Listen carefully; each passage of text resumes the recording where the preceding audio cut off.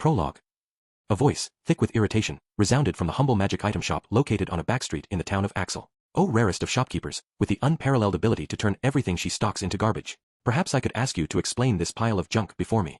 Rare. Unparalleled. Flatter me all you want, Vanir, but I'm not going to stop stocking these items. Oh, incompetent shopkeeper whom I am not flattering. Try, just try, to explain what is remotely beneficial about these things.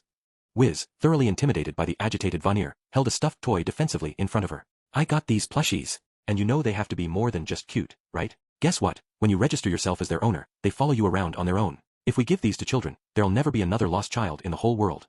I see. And what's the downside? Well, they follow you around even if you aren't lost. I guess the worst that could happen is a kid bursting into tears when they try to go to the bathroom in the middle of the night or something. Vanir wordlessly marked an X on the stock sheet. Vanir, don't you want to help those poor lost children? Are you so determined to traumatize the myriad children of the world who aren't lost? It was this very familiar sight that greeted us when we opened the shop door. Despite clearly feeling beaten down by Vanir, when Wiz spotted us, she mustered a smile as she said hello. A small flower appeared before her, held out to her by Sylphina, the little girl who had been the beneficiary of so much help from the town's adventurers and other residents. Miss, thank you for all your help recently, she said with a shy smile. Wiz looked right at her. This is Wiz's magical item shop. We strive to stock any and all things that can help our customers in need. If you're ever feeling unwell again or find yourself in any kind of trouble, stop by any time. And then she gave the girl her kindest smile. Chapter 1 God's Blessing on this meeting with a treasure island. A raucous voice boomed throughout the Adventurers Guild. Mama Aya. No noble could endure abuse like this and remain silent. I'm going to teach you a lesson here and now. You're all dead. Darkness, her face bright red, came swinging at the adventurer who had shouted, Mama. He dodged her easily and replied, Mama, why you mad? Me hunji, Mama. Gimme milkirg. He was so preoccupied with teasing Darkness that she was able to grab him by the collar and borderline strangle him. A vein throbbed on her forehead, but she was also thrilled to finally have her hands on the guy. And that's when it happened. Stop right there, Darkness. Beating up the guests at a party isn't very good etiquette, you know. Look how much fun everyone is having. Try to read the room, would you? Aqua sounded completely composed. Darkness let go of the guy who had been teasing her, defeated. I see, can't believe you of all people are telling me to learn to read a room. Before Darkness had gotten over the shock, another adventurer, this time a woman, sauntered up, grinning. Mama, I helped get the ingredients for that medicine, too. Where's my boob? Ow ow ow, she cried as Darkness grabbed her bodily by the chest. Your boobs are right here. I'm squeezing them with my famous strength. Stop it, dear, sweet Lalatina. Stop, please. You'll tear them clean off. Darkness's daughter, niece, Sylphina, had almost succumbed to an illness recently, until we adventurers banded together to find the ingredients for the medicine she needed. The drug really worked though. In no time, she was out and about having picnics with us and stuff, and these days, she was feeling well enough to commute every morning to school from Darkness's family home. Sylphina had decided she wanted to say thank you to all the adventurers. But when Darkness brought the little girl to the guild, one adventurer had cheered upon seeing her, lifted his mug in celebration, and, well, here we were. Everyone, knock off the boob talk. There's a child present. Be more considerate to poor Megumin. You're the one who keeps broaching the subject, Aqua, and I'm not upset at all, so stop acting like I have some kind of complex about my chest size. The guild had spontaneously turned into one big party, with people ordering rounds and toasting to Sylphina's recovery. And in the middle of it all, of course, was, thank you very much, everyone. I'm better, thanks to all of you. Sylphina was smiling and blushing, her voice so quiet, you could hardly hear her. But those who did catch her words of gratitude cheered for the umpteenth time that day. Alright, everyone, it's Darkness's treat today, so drink up. Ooh, I'm feeling so good that I'm going to show you all my best party trick yet. Ugh, these days, I feel like some people come to the Adventurers Guild just to tease me. Why is that? Darkness groaned. The friendly mockery and the cries of, boobs, boobs, boobs, continued unabated from the drunkards. I stepped forward, determined to protect the humiliated Darkness. Listen up, you guys. That's enough. The guild went completely silent. Keikazuma. I could feel Darkness looking at me hopefully, and I set out to make one thing inescapably clear. These boobs belong to me. Die. Darkness might have been strangling the life out of me, but at least Sylphina gave a nice, healthy smile. My name is Kazuma Satu. Life has been pretty quiet for me lately. In fact, even though I came to this world because I wanted to try adventuring in an awesome fantasy land, I haven't actually taken on an adventure quest since I got here. But not long ago, I completed a really, truly upstanding good guy quest. I helped a sick little girl. I fought many fearsome foes to save the child, and then my friends and I all lived happily ever after. Not bad for a former shootin'. This might be a good time to start thinking about retiring. Yeah, that was it. From here on out, I'd let the real heroes handle stuff, the people who got all the powerful items and skills and whatever. Me, I wasn't the protagonist of this fantasy world. I figured my calling in life was more to pray for peace from the sidelines. And so, very good sir. Just put your stamp or signature right here, please. Excellent. We'll make sure we bring you only the best ingredients. Thanks again. Yeah, thanks a bunch. See you next time. I resolved to live the most bourgeois, elegant, dissolute lifestyle I could manage. Hey, Kazuma, what did you order? Oh, curious, are ya? Heh, you might want to take a seat for this. This is the one and only dragon meat. Today was the day. I had just gotten a delivery from a merchant who dealt in the most exotic ingredients, and I was standing in the foyer, proudly displaying my prize to a curious-looking darkness. Dragon meat. What would possess you to purchase something so expensive? The name wasn't just for effect. I had in my possession a prime cut from the strongest of monsters, the dragon. This was a super expensive ingredient that would supposedly even raise your stats when you ate it. Don't insult me just because you're strapped for cash. It's not my fault you don't understand economics. Say what? Darkness exclaimed, amazed to find me pointing an accusing finger at her. Listen up, Darkness. A guy who makes money hand over fist like I do should do more with his wealth than sit on it. Money's for spending. If all us rich folk just sat on our assets, the economy would come to a screeching halt. You should be grateful I bought this dragon meat. I couldn't be wrong about this. I had seen it on television somewhere. Why, you really think so? I was taught to be strong and tough, so I always figured I shouldn't indulge too much. Darkness was looking a little unsure of herself. I snapped my fingers impatiently. Well, that's stupid. Why do you think nobles hold those fancy parties? When nobles spend as they please, the money circulates around the town's commoners. When the commoners have money, merchants show up to take it from them. When a town has lots of merchants, life is easy, and rumors start spreading that it's a nice place to live, which attracts even more settlers. Then the population goes up and bam, more taxes for the rich. Oh, that makes perfect sense. Darkness sounded downright impressed. Personally, I was just spouting something that sounded vaguely bourgeois. It seemed like the right thing to do now that I was nouveau riche and all. As for Darkness, she was actual nobility. Was it okay for her to be so gullible? Anyway, that's why I live the high life, I went on. Plus, I'm genuinely interested in seeing if eating dragon meat improves my stats. I've been eating all the fancy food I can get my hands on to raise my level, but for some reason, my stats aren't improving. If I'm ever going to be ready to fight the Demon King's army, I need to use some of this cash I've got to power myself up. Keikazuma. You're thinking that far ahead? If that's your plan, then I'll get my own family to chip in and buy you some more dragon meat. She was really gullible. Frankly, it was kind of disturbing how ready she was to assume an amateur like me knew what he was talking about. Well, let's not go nuts here. Not to mention, I'd get sick of dragon meat eventually. It's not something you need to eat every day, you know? I just heard it was fancy and thought I'd try a little on a whim. To think, you're even willing to eat dragon meat, with all its reputation for being tough and pungent, just so you can get stronger. I really misjudged you. I can't stand dragon meat, personally. I think it's disgusting. But don't worry. If this is about helping an adventurer get stronger, then I'm sure my father will understand. Huh. Hey, what do you mean, dragon meat is tough and smelly? I thought anything this pricey would have to be delicious. Dragons are the world's strongest monsters, remember? They're pretty much all muscle and no fat, and carnivore meat tends to smell bad. The reason dragon meat is so expensive is because the stat boost a person gets from eating it is supposed to be pretty significant. Huh. Hey, Megumin, could I interest you in some expensive fancy? Do you really think one who prides herself on being a member of the Crimson Magic Clan would need to consume dragon meat? You can keep it all to yourself, Kazuma, Megumin said from where she lay on the carpet, giving Konosuke a scratch on the back. Aqua, I know how much you love sharing fancy meals with me. There wouldn't really be any point to raising my already unbelievably high stats, so I'll pass on the dragon meat. You're such a puny shrimp, you're the one who needs it anyway. Aqua, kicking her feet where she lay on the sofa in the most unladylike manner, stabbed me right through the heart. Screw you. You're gonna eat it. We can fill that empty head with dragon meat. Whose head is empty, you jerk? Someone as brilliant as me doesn't need your stupid dragon meat. Just look at this. Could someone with an empty head make this? Aqua proudly displayed the thing she had been working on as she hummed away over there. It's the second series of my clay figurines, Lil Megumin with special exploding action. I'm pretty proud of this one. I think it's going to sell really well. Just a moment, Aqua. That's what you were up to over there. You're far too attentive to detail. Just look under this skirt here. Aqua presented us with a 12:1 scale figurine of Megumin, so realistic that it could have competed with anything made on Earth.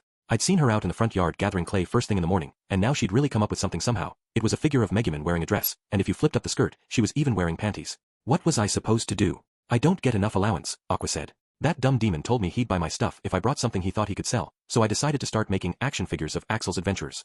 Then make one of yourself. Hold on a second, you can even take the panties off this thing. Oh my god. Can I have one of those, Aqua? Sure, I'll even throw in a special discount just for you.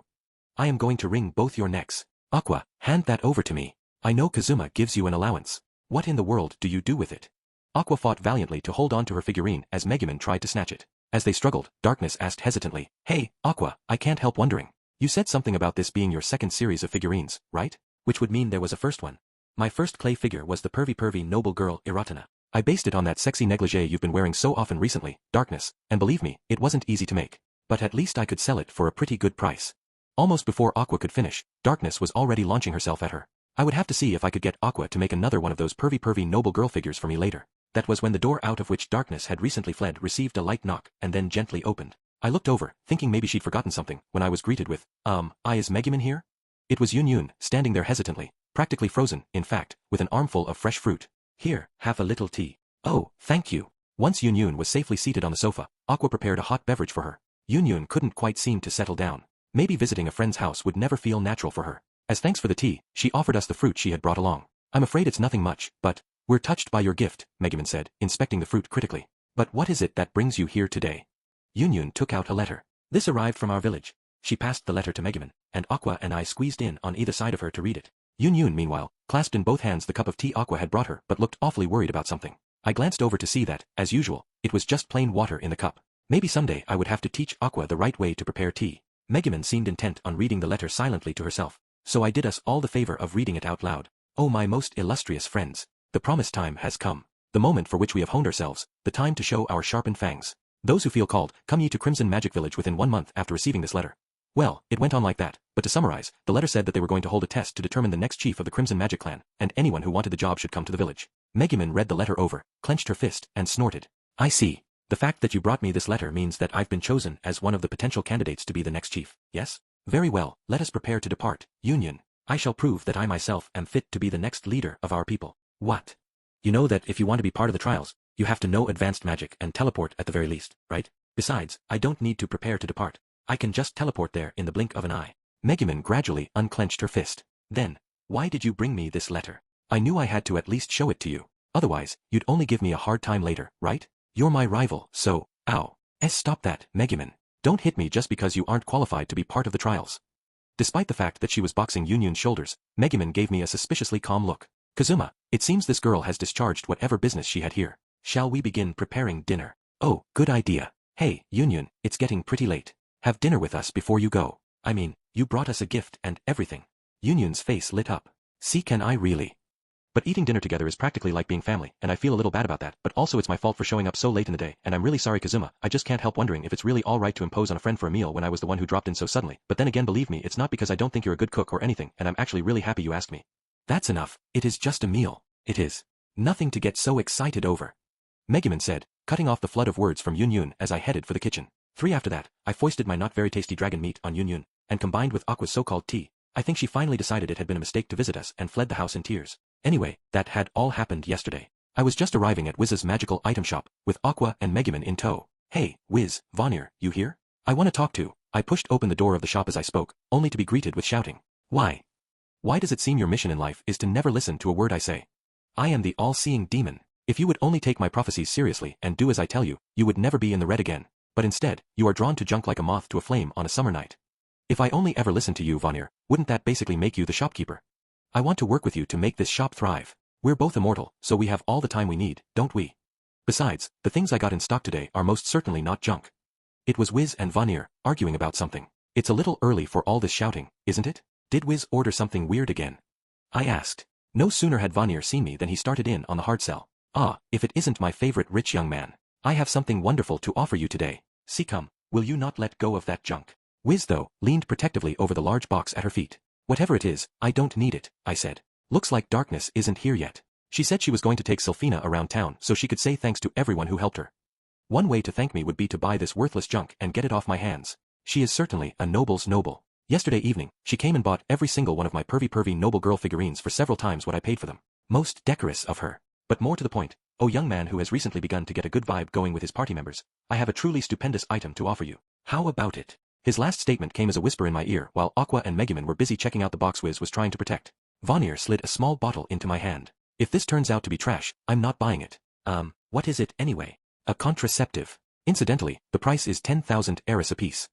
Sold, I said, surreptitiously passing him some cash so no one would see me. Thank you for your patronage. When a man drinks the potion, it will be effective for about a week. I can offer you special deals on some of my other products, like this highly effective vitality medicine or this incense that makes everyone feel a little friendlier when they smell it.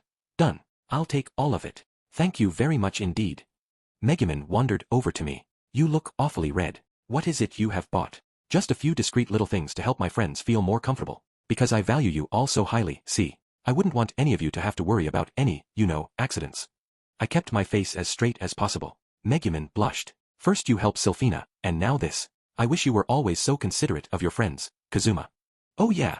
When she turned that innocent look on me, I tripped out the best response I could and tucked the little bottle away carefully. I wasn't thinking anything unseemly. It was just on the off chance, you know? And I hadn't said anything particularly untrue. That was when it happened. The door of the shop came flying open, and something came bursting in. For a second, I thought darkness had finally shown up, but I had never known her to make an entrance like this. Just as I was looking over, I heard, "Vanir, sir, please help me." The shout came from the dark form that had just flown through the door. Sacred high exorcism. Squaw Akuk.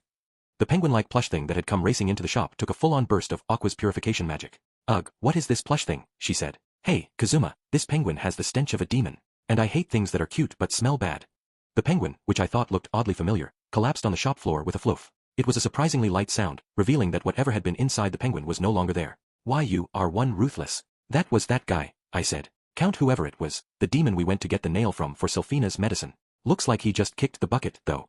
"Oh, you mean that demon Darkness was bullying?" "I just fired off some magic because I had a bad feeling about him, and it looks like I was right. After everything you said about him, I had it on my to-do list to go and wipe him off the face of the planet. Oh, Aqua, I wanted to be the one to get revenge for Darkness." Megumin complained. Vanir, ignoring our conversation, stalked over to the penguin, sighing. Then he opened the zipper on the suit's back ever so slightly and whispered something inside. The suit suddenly filled out and expanded. "Ha!"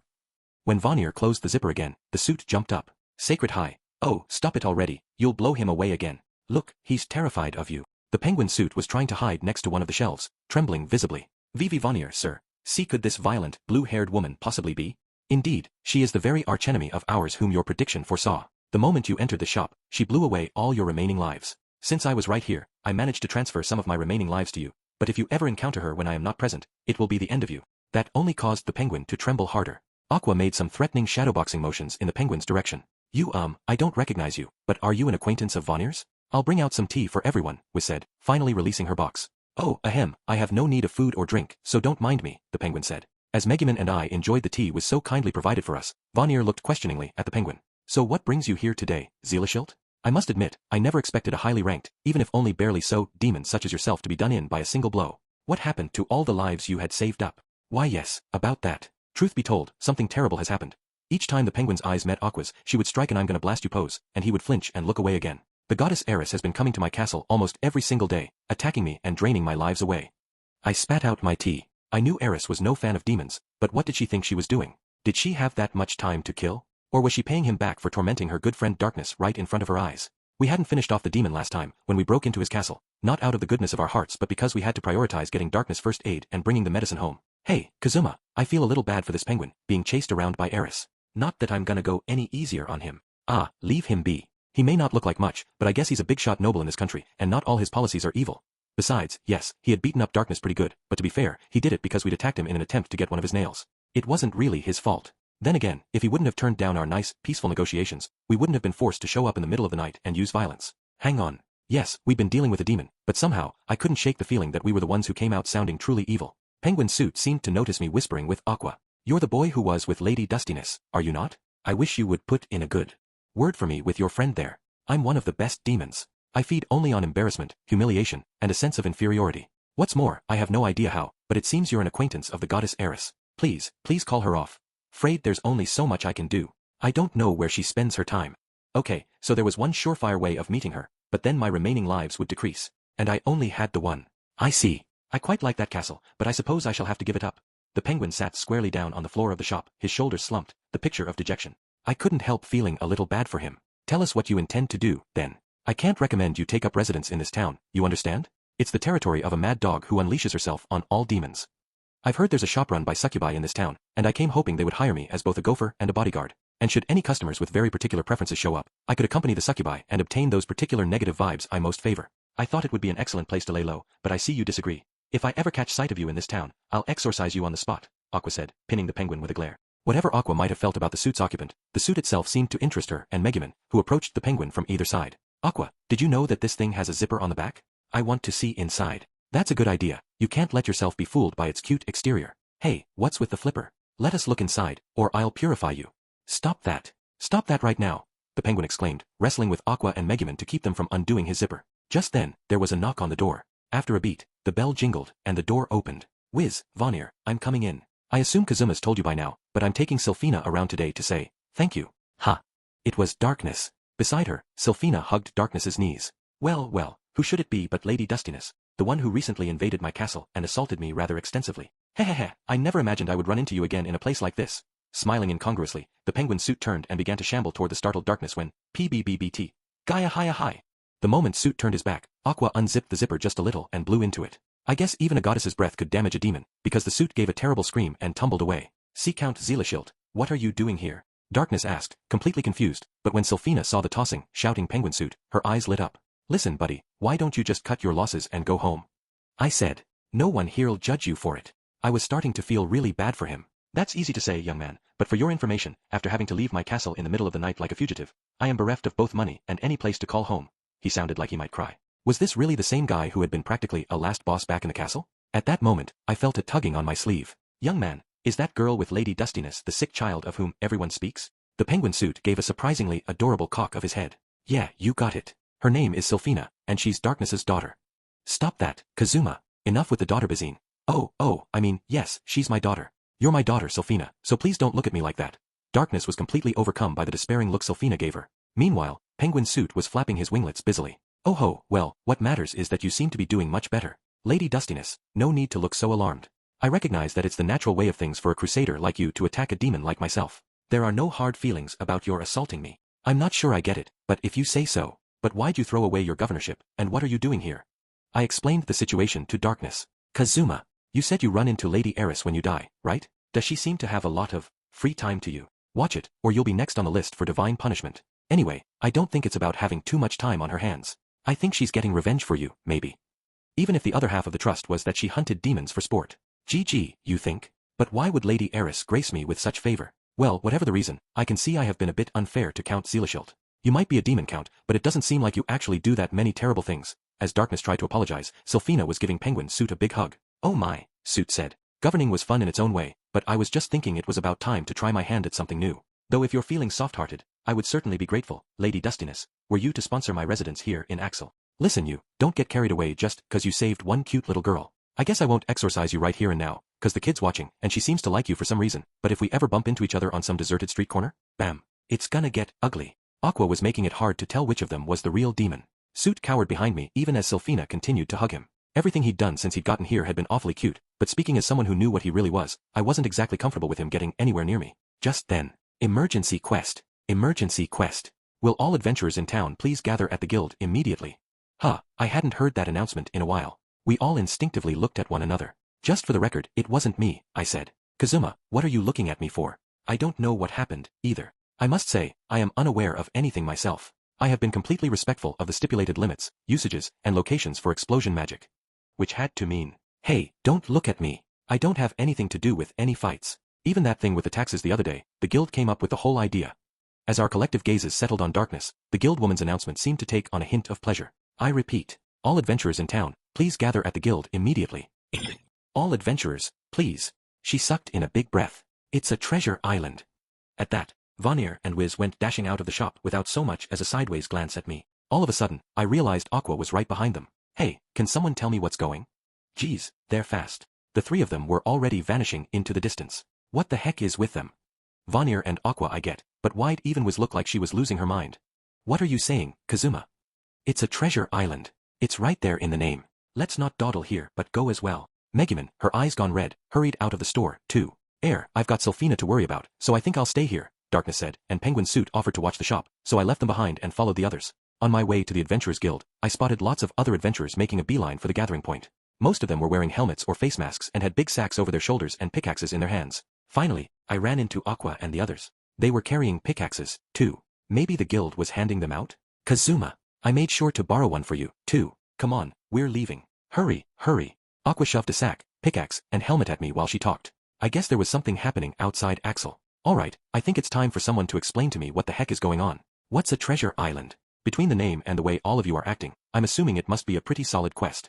I followed after Aqua. With my armload of equipment. Megumin explained as she jogged alongside me. A treasure island is a slang term for a genbu. It's a kind of big turtle, and one showed up right outside town.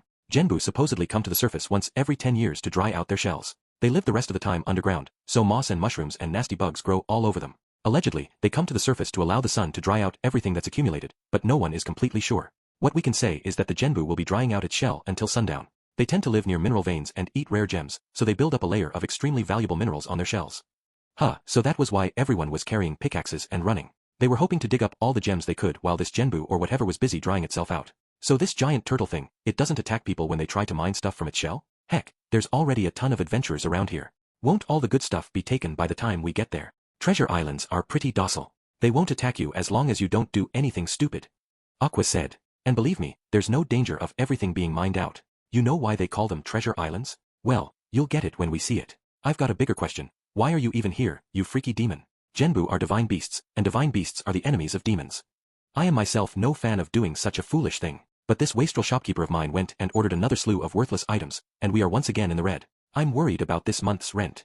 It's fine, Vanir. We might seem to be in the red now, but if we can just cultivate the stock, there'll be big profits in our future. So please, don't look at me so coldly, you're scaring me.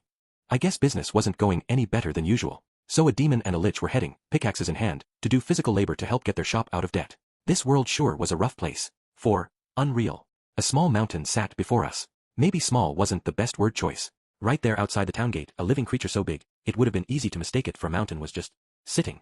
I remembered how big the Tokyo Dome had looked to me when I was a kid. This was way, way bigger. There was a huge hole in the ground nearby, probably where the creature had surfaced. Now the massive turtle, the treasure island, was lounging around on the ground. Yep, definitely a creature that warranted the title, Divine Beast.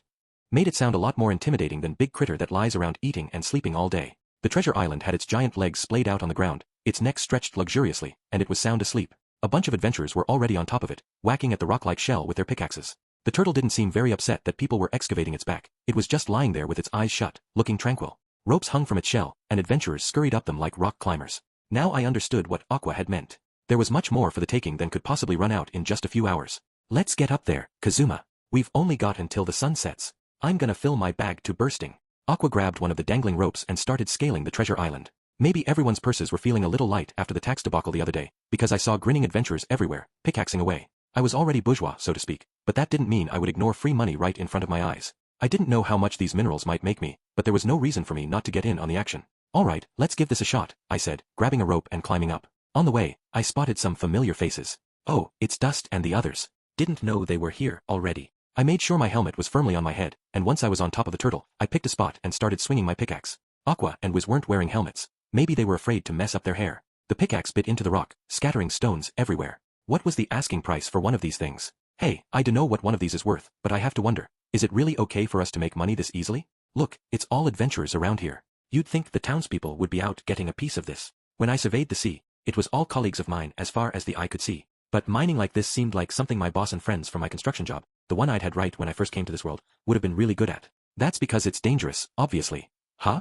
That was when I heard someone yell. Arf. Bad luck. I hit some rock mimics.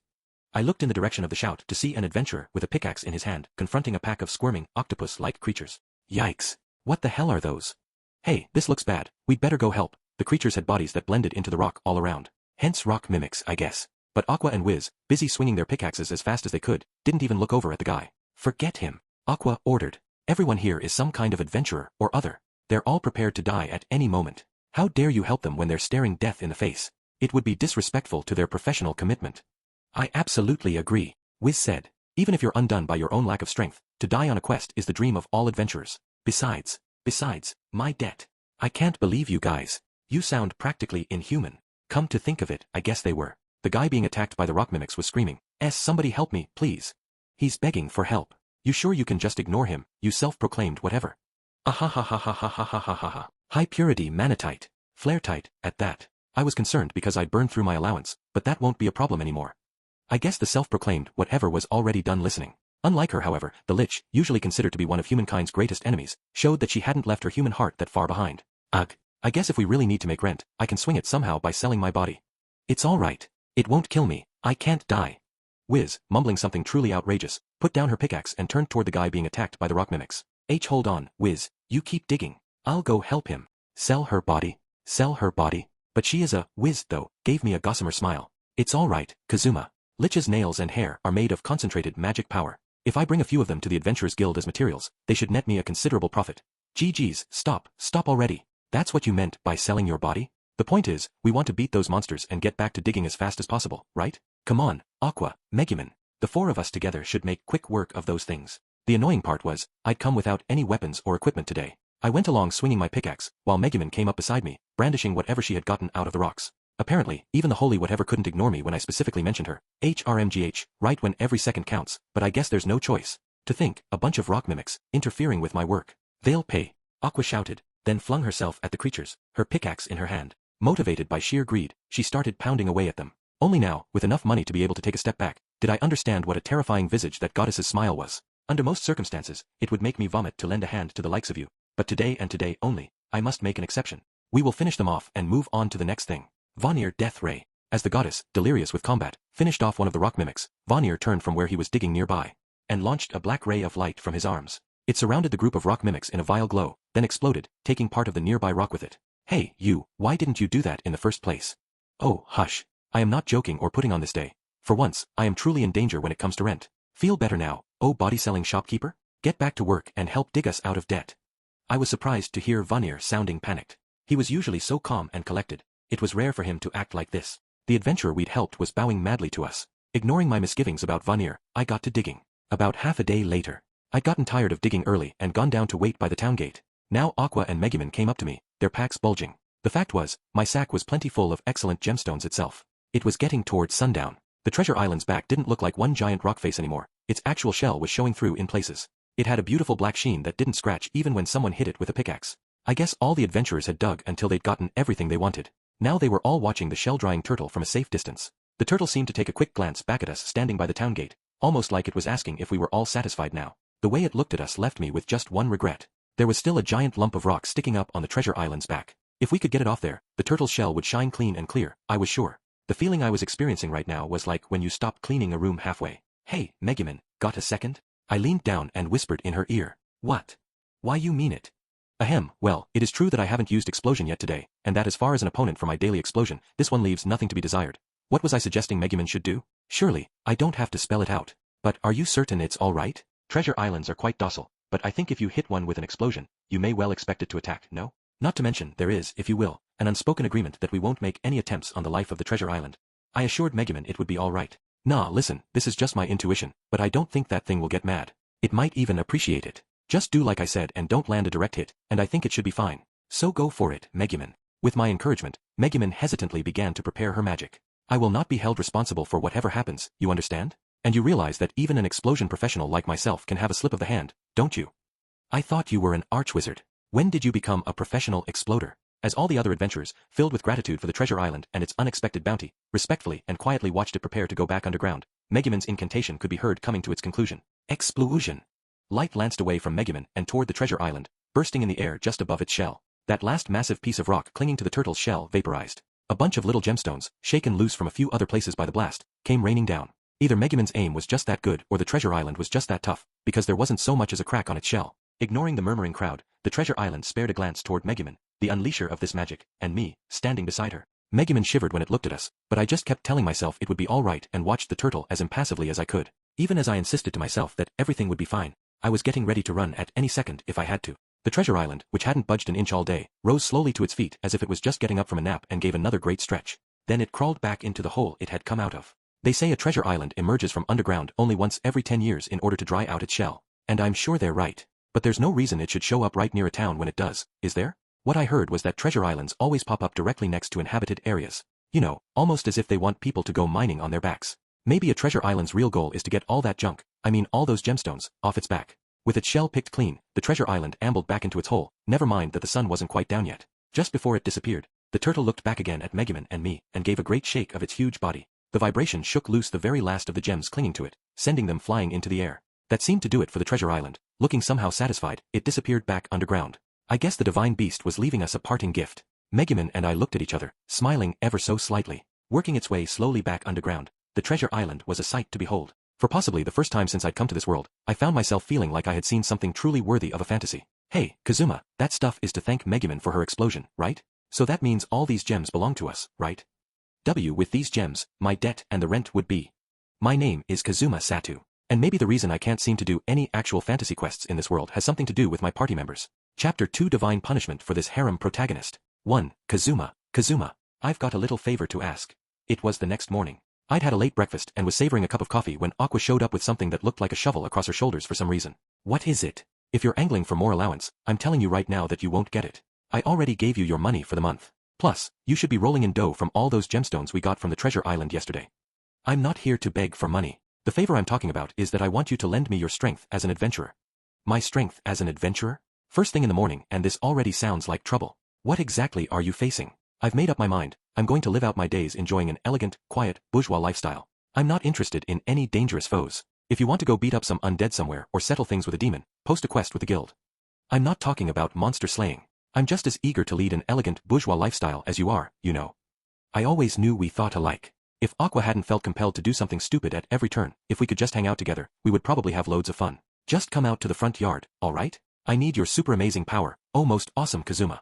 Can't say I get it, but if it's not too dangerous, then fine. I'll show you the true power I have lying dormant within me. I flexed demonstratively as Aqua and I headed to the yard. Pyoing. You really never grow a bit, do you? Outside, Konosuba was basking in the sun, with Emperor Zell stuck right next to her. Maybe she was nice and warm, and he didn't want to move. I could tell Konosuba was growing bit by bit, but for some reason, this chick never got any bigger. I'd heard that the more magic someone had, the slower they grew, and I wondered if that had something to do with it. Even our little black furball, who had been so scared of Emperor Zell at first, was starting to let down her guard and warm up to him. I had my heart set on turning Zell into fried chicken when he grew up, but I would feel bad breaking up a friendship like this. I stood there, enjoying the sight of the two innocent buddies. But Aqua tugged on my sleeve. You see the field over there? I need you to use your strength to spread some nice, nutrient-rich soil there. You want me, with my practically hero-grade strength, to make a garden? Aqua pointed to where Megumin, wearing her only dress and a straw hat, was sweating away with a spade that was lying on the ground. Geez, even Megumin is in on it? What are you two doing, starting a vegetable garden? Ah, Kazuma, so you're finally up. Observe this fine field. Once we fill it with magically generated soil, it will surely yield excellent vegetables. Megumin, sounding a bit like an old lady from the countryside, picked up a pinch of soil from the ground and smiled. This house has such a nice large yard that I have been thinking for some time that I would like to make a garden. Vegetables are expensive, you know. This will help with our household finances, plus we will be able to eat fresh vegetables whenever we wish. I shall make a delicious vegetable curry for you, Kazuma. That's great and all, but, are you sure a couple of novices should be growing vegetables? Won't they attack you like those cabbages did? Aqua and Megumin both refused to look at me. Hey, you can't just go raising whatever kind of vegetables here. I'll bet you need a permit or something. Come to think of it, where's Darkness? She's our politics person. You were trying to set up this garden before she got back, weren't you? Calm down, Kazuma, Aqua said. It's true you need certain, qualifications to raise vegetables, but there's a special exception for high-level adventurers making home gardens. And we are high-level. So you see, I don't think there should be any problems. She is right. My own level has recently surpassed 40. I certainly believe I should be allowed a vegetable patch. When had their levels gotten so high? Adventurer was supposed to be the easiest class to level up, but somehow, I was the only one in the party who hadn't cracked level 20 yet. I admit I'm a little surprised that Megumin's come so far, but anyway, that's the story. We want you to produce some high-quality soil for us, Kazuma. I know you figured out how to use Create Earth to blind opponents and make mud to annoy people and stuff, but you've never used it for the one thing it was meant for. Creating soil, right? Now that you mention it, that does ring a bell. Alright, fine, Create Earth. I used my magic to sprinkle soil in the field they had marked out in the front yard. Aqua and Megumin followed behind me, scattering seeds. Hey, I'm just curious, but what kind of seeds are those? I asked, a little apprehensive. Aqua looked at me as if she couldn't imagine what I was worried about and said, mustard seed, potatoes, radishes, peppers, anchovies, and spinach. An old farmer told us those were the best things to plant this time of year. I think one of those things isn't like the others. I know what you're thinking. It's almost winter, and some of those are summer vegetables. But listen, Kazuma, this isn't Japan, you understand? The vegetables here are full of life, and they'll be just fine, winter or no winter. Not what I meant. One of those things wasn't even a vegetable. Ah, how nice to have finished our planting. Now we need only water them regularly, give them the occasional massage, and by the time winter rolls around, we shall have a lovely harvest. Hey, did you say massage? I thought we were raising vegetables, not livestock. Aqua, looking very pleased with herself, ignored this latest in my series of quips. We stuck with beginner vegetables this year, but starting next year, we're gonna tackle some really tough stuff. That is true. Next year, we're thinking of cabbages, tomatoes, and maybe mandrakes. Hold the hell up. Did you just say mandrakes? You said mandrakes, didn't you? Mandrakes were really dangerous plants. They emitted a screech when you pulled them out of the ground that would kill anyone who heard it. While we were busy planting, someone had shown up at our front door. This person walked back and forth in front of the door, almost knocking, then not, reconsidering, until finally. Why in the world would you come all the way to someone's front door just to turn around and go home? Megumin, what are you doing over there? It was Yun. She had just given up on the idea of knocking and had turned around to leave, so she was pretty surprised. I was thinking how it had hardly been a few days since I sort of showed up out of the blue and forced myself on you last time, and I felt kind of bad about that, and I was thinking, maybe I should wait a few more days. If you have time to kill, you are more than welcome to come every single day as far as we are concerned. Why must you be so neurotic about it every time you show up? But anyway, I assume you have a reason you're here. Yun, who had some sort of candy or treat in her hand, maybe as a gift, said, every day? Are you sure? You really won't get sick of me if I show up all the time? I can't help but notice how conversation suddenly halts every time I stop by. It's not because you show up, it's this attitude of yours. Whatever you came here for, hurry and spit it out. Yun, trembling a little in the face of Megumin's preposterously short temper, said, well actually, it's about the chief's trials I mentioned the other day. And then the whole story came out. So let me see if I've got this straight. The trial to become chief of the Crimson Magic Clan demands that you bring a partner and face the challenge together. That's right. In the old days, I gather there were a lot of pairings of a Crimson Magic Wizard, who could hold the back row, with a fighter adventurer from outside the village who could handle the front. But, well, you know how strong members of our clan can be. Two Crimson Magicers together don't really have to worry about front and back row, they can just annihilate everything in their path and pass the trial. Ah, the Crimson Magic Clan. Ever subtle. Even if it seemed like the obvious outcome of that plot arc was for the two wizards to finally fall in love. Megumin, who had been listening intently to Yun's story, heaved a sigh. Let me guess. Unable to find anyone else to partner with, you have come to beg me to help. I suppose I have little choice. Very well, for this cause, I shall share with you my immense power. She beamed proudly, looking quite pleased, but, no way, Megumin, you wouldn't be any help even if you did come with me. You'd have one good shot in you, and then you'd just be in the way, right? There are 3 separate trials. Megumin froze. That was uncommonly cold from Yun. Believe me, I absolutely know where you're coming from, I said. But in that case, why are you here? Well, Yun looked nervous, but she clenched her fists where they rested on her knees. I tried asking someone who might be able to handle the front row, a friend. Well, not a very good one. But anyway, this adventurer I know. But he was all. But? Me, I just hit the jackpot on a treasure island, and I don't have to work for who knows how long. Though if you could introduce me to one of those busty Crimson Magic chicks, I might not think about it. It was just the worst. I dunno who you're talking about, but he sounds like real trash. I wouldn't hang around with that sort of guy. People will think you're just like him. Not really. He's only ever in one place, or anyway, he's usually at this one shop. Yun appeared troubled for a moment, but then she turned a look of determination on me. Ahem. Kazuma, sir. Will you go to Crimson Magic Village and undertake the chief's trials with? Ow, ow, ow. Stop that, Megumin. What are you doing? Megumin, who had been looking angrier with every word Yun said, was pulling fervently on Yun's braids. What am I doing? What are you doing, trying to take advantage of our dear Kazuma every time you show up? Surely, there is no need for Kazuma to get involved. I myself should be more than enough to meet the challenge of the chief's trials. She grabbed her staff from where it was resting nearby as she spoke. Megumin, I hate to say it, but I'm really afraid you're going to cause more problems than you solve. For someone who is normally so hesitant to speak her mind, you certainly know how to spell it out on occasion. Megumin's eyes were burning red from agitation as she turned to me. A high-level Crimson Magic Wizard like myself is far more capable in combat than a low-level vanguard. My manatite staff and I can blow away any monster we might encounter. So you stay here, Kazuma, and I will see you when we return. And so Megumin, who had been on the cusp of abandoning her very identity as a wizard, flourished her staff, ready to go. 2. All right, I will be leaving now. Try not to do anything too stupid while I'm gone, okay? Listen, you seem to be laboring under a misimpression lately that you're the only one with any sense around here. But believe you me, I think the biggest problem child in this whole city might not be Aqua. It might be you. It was the next morning. Megumin, completely ignoring her own shortcomings, turned her worried expression on Darkness. Darkness, while I'm gone, it will be up to you to keep these two in check. Other than your insatiable lust, you seem pretty grounded. So please keep an eye on them to make sure that Aqua doesn't do anything too ridiculous and Kazuma doesn't get himself killed. What do you mean, my insatiable lust? You'd better watch out that your notoriously short temper doesn't lead you to pick a fight with every person in town. But yes, I'll keep an eye on Kazuma. To make sure he doesn't go wandering off after every pretty face who walks by, I mean. For some reason it seemed like the general level of trust in me was pretty low. As far as women, it is you who worries me the most, Darkness. But very well. We all know from experience that the two of you choke when you try to cross that final frontier. Aqua, I'm counting on you to make sure nothing unseemly happens between these two. Got it. They're a little young for kids yet anyway. If I hear any moaning or whatever, I'll be sure to remind them to use contraceptives. You haven't got it at all. Just don't leave the two of them alone together. I was starting to wonder what Megumin really thought of me. Hey, I do have my integrity. Heck, I had the chance to two-time you, but I turned Darkness down flat. Come to think of it, that is true. You did reject her outright. I apologize. I will have a little more faith in you, Kazuma. How about you both come out to the garden, and I'll set you straight, Darkness said, clearly enraged, but Megumin ignored her and waved to me. Very well then, I am on my way to breeze through those trials of Crimson Magic Village or whatever they are. Everyone play nice while I'm gone. And then, with a smile, she left. Okay, now that Megumin's gone, let's decide chore duty. She said she might be back in just a few days at the quickest, but that's no reason to take chances, I said. With Megumin out of the house, the rest of us would have to decide how things were going to be around here.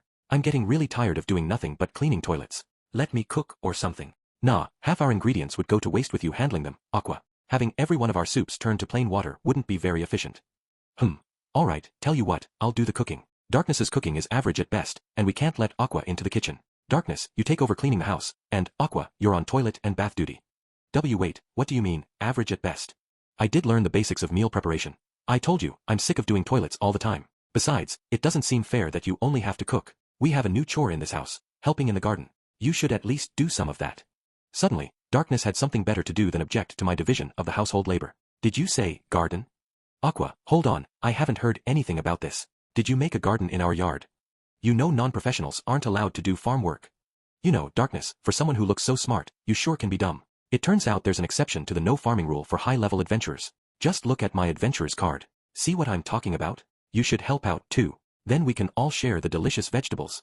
Aqua proudly displayed her card to Darkness, then grabbed a sickle, I assume it was some sort of farm equipment, and headed outside. Wait, Aqua. I have a really bad feeling about this. Please don't try to grow vegetables at home. This can only lead to our vegetables causing trouble for everyone. That was something you wouldn't really hear back in Japan. I mostly tuned out Aqua and Darkness as I grabbed the newspaper that had been shoved through the mail slot, and I sat down on the sofa to relax with it.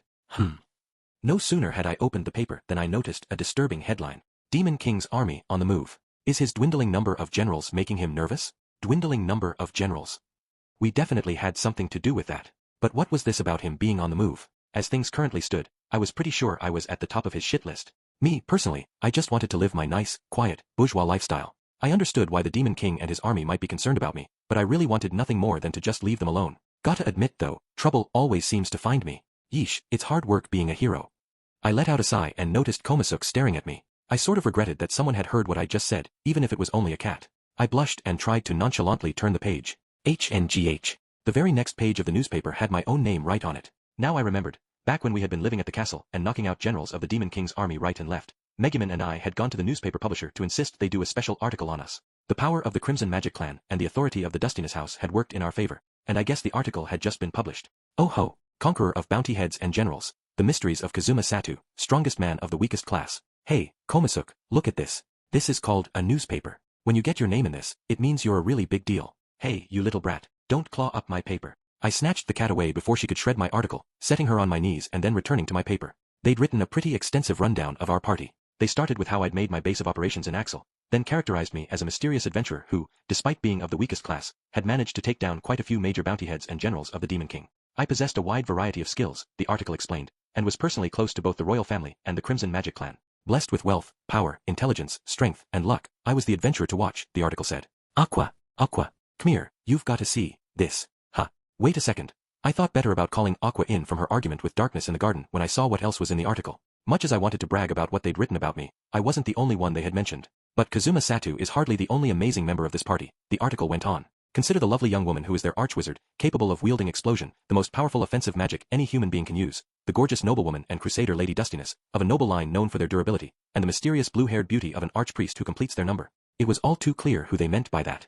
Okay, I liked the optics of the piece. They'd written some genuinely complimentary things about me. Their crusader handles front-row duties with her immense defensive abilities, with their archwizard providing the firepower and presumably a quick means of escape with the teleport spell. They're backed up by that most uncommon of things, the all-capable archpriest. Meanwhile, the adventurer supports them, wherever and however he can.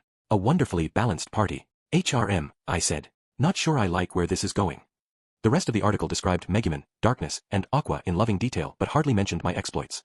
I guess that's what always happens to idea men and generals. I mean, I understood, but it was still, I dunno, kind of disappointing somehow. I decided I wouldn't let anyone else see today's paper, lest they spend the rest of their time lording it over me. But still, just please guys, don't come all the way out to this nowhere hamlet. If you leave me alone, I swear I won't come looking for trouble, I mumbled, staring again at the headline, Demon King's army on the move. Aqua had finished working in our makeshift garden, and we had all eaten lunch. We're going to hunt something. Aqua exclaimed, suddenly very excited, a bit of sauce still clinging to the corner of her mouth. What had come over her? Don't tell me the treasure island the other day had opened her eyes to the joy of adventuring, or something. That's fine by me. Monster hunting is an adventurer's bread and butter. But can we really do it alone? Wouldn't it be just as well to wait until Megumin comes back? Darkness said, sipping her tea elegantly. That's just it. We've got Megumin. Don't get me wrong, that's a good thing, alright? but I was just thinking. Megumin is the one who finishes off most of the monsters, so the rest of us don't get to level up. Ahem, granted, I'm so perfect, my stats won't go up even if I gain more levels, but as the face of our group, I'm concerned it won't look good if I'm not the highest leveled member. I don't know when you became the face of our group, but I have to admit, I wouldn't mind leveling up a bit, I said. Heck, somewhere along the line, everyone else had reached level 20 or 30 something. I was eating all the experience-rich food I could get my hands on. What was with the gap? Darkness and I go out to keep the cemetery clear once in a while, but stray ghosts just aren't doing it for me. I don't earn a shred of XP from them. So I was thinking, I want to power level while Megumin is away. Won't she be surprised when she gets home? I think she might be so surprised to learn we went hunting without her that things could turn violent. But I guess she is doing those crimson magic trials or whatever, and I agree, I don't think the gap between party members' levels should get any wider than it already is. Darkness was thinking pretty hard, but whether you came at it in terms of level, class or stats, I was the lowest on the totem pole. Still, I'm all for closing the gaps while Megumin's out. But how are we going to raise our levels? Only the person who finishes off a monster gets the XP, right? Neither of you has any way to attack anything. Darkness could try to attack, but her hits never landed, while Aqua's abilities only really worked on undead and demons. Aqua, though, snorted in response to my question. Don't worry, I've thought it all through. Just leave everything to me. And then she smiled broadly, inspiring no confidence in me at all. Aqua peeked out from a side alley somewhere in Axel. There it is, she said. Everyone ready? Here I thought she was planning to go outside town to hunt some monsters, but Aqua had been thinking of something closer to home.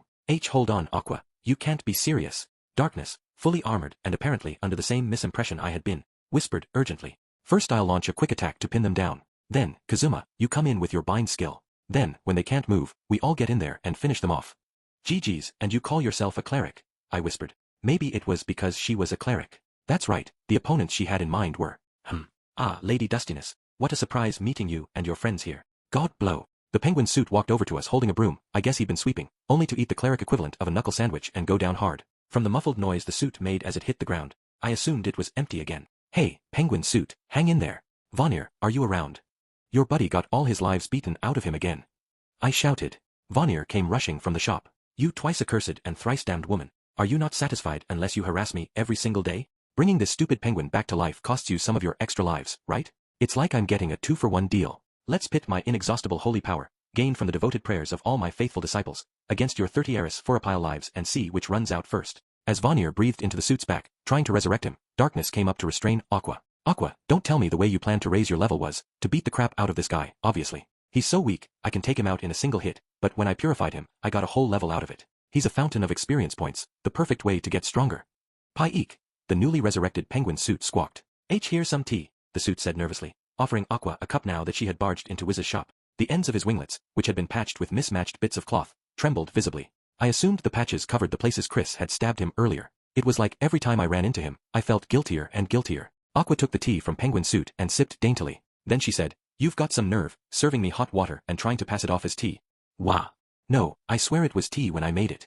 Allow me to try again. Arg, there's no need for you to make her any tea at all, Zelashilt. She's only messing with you.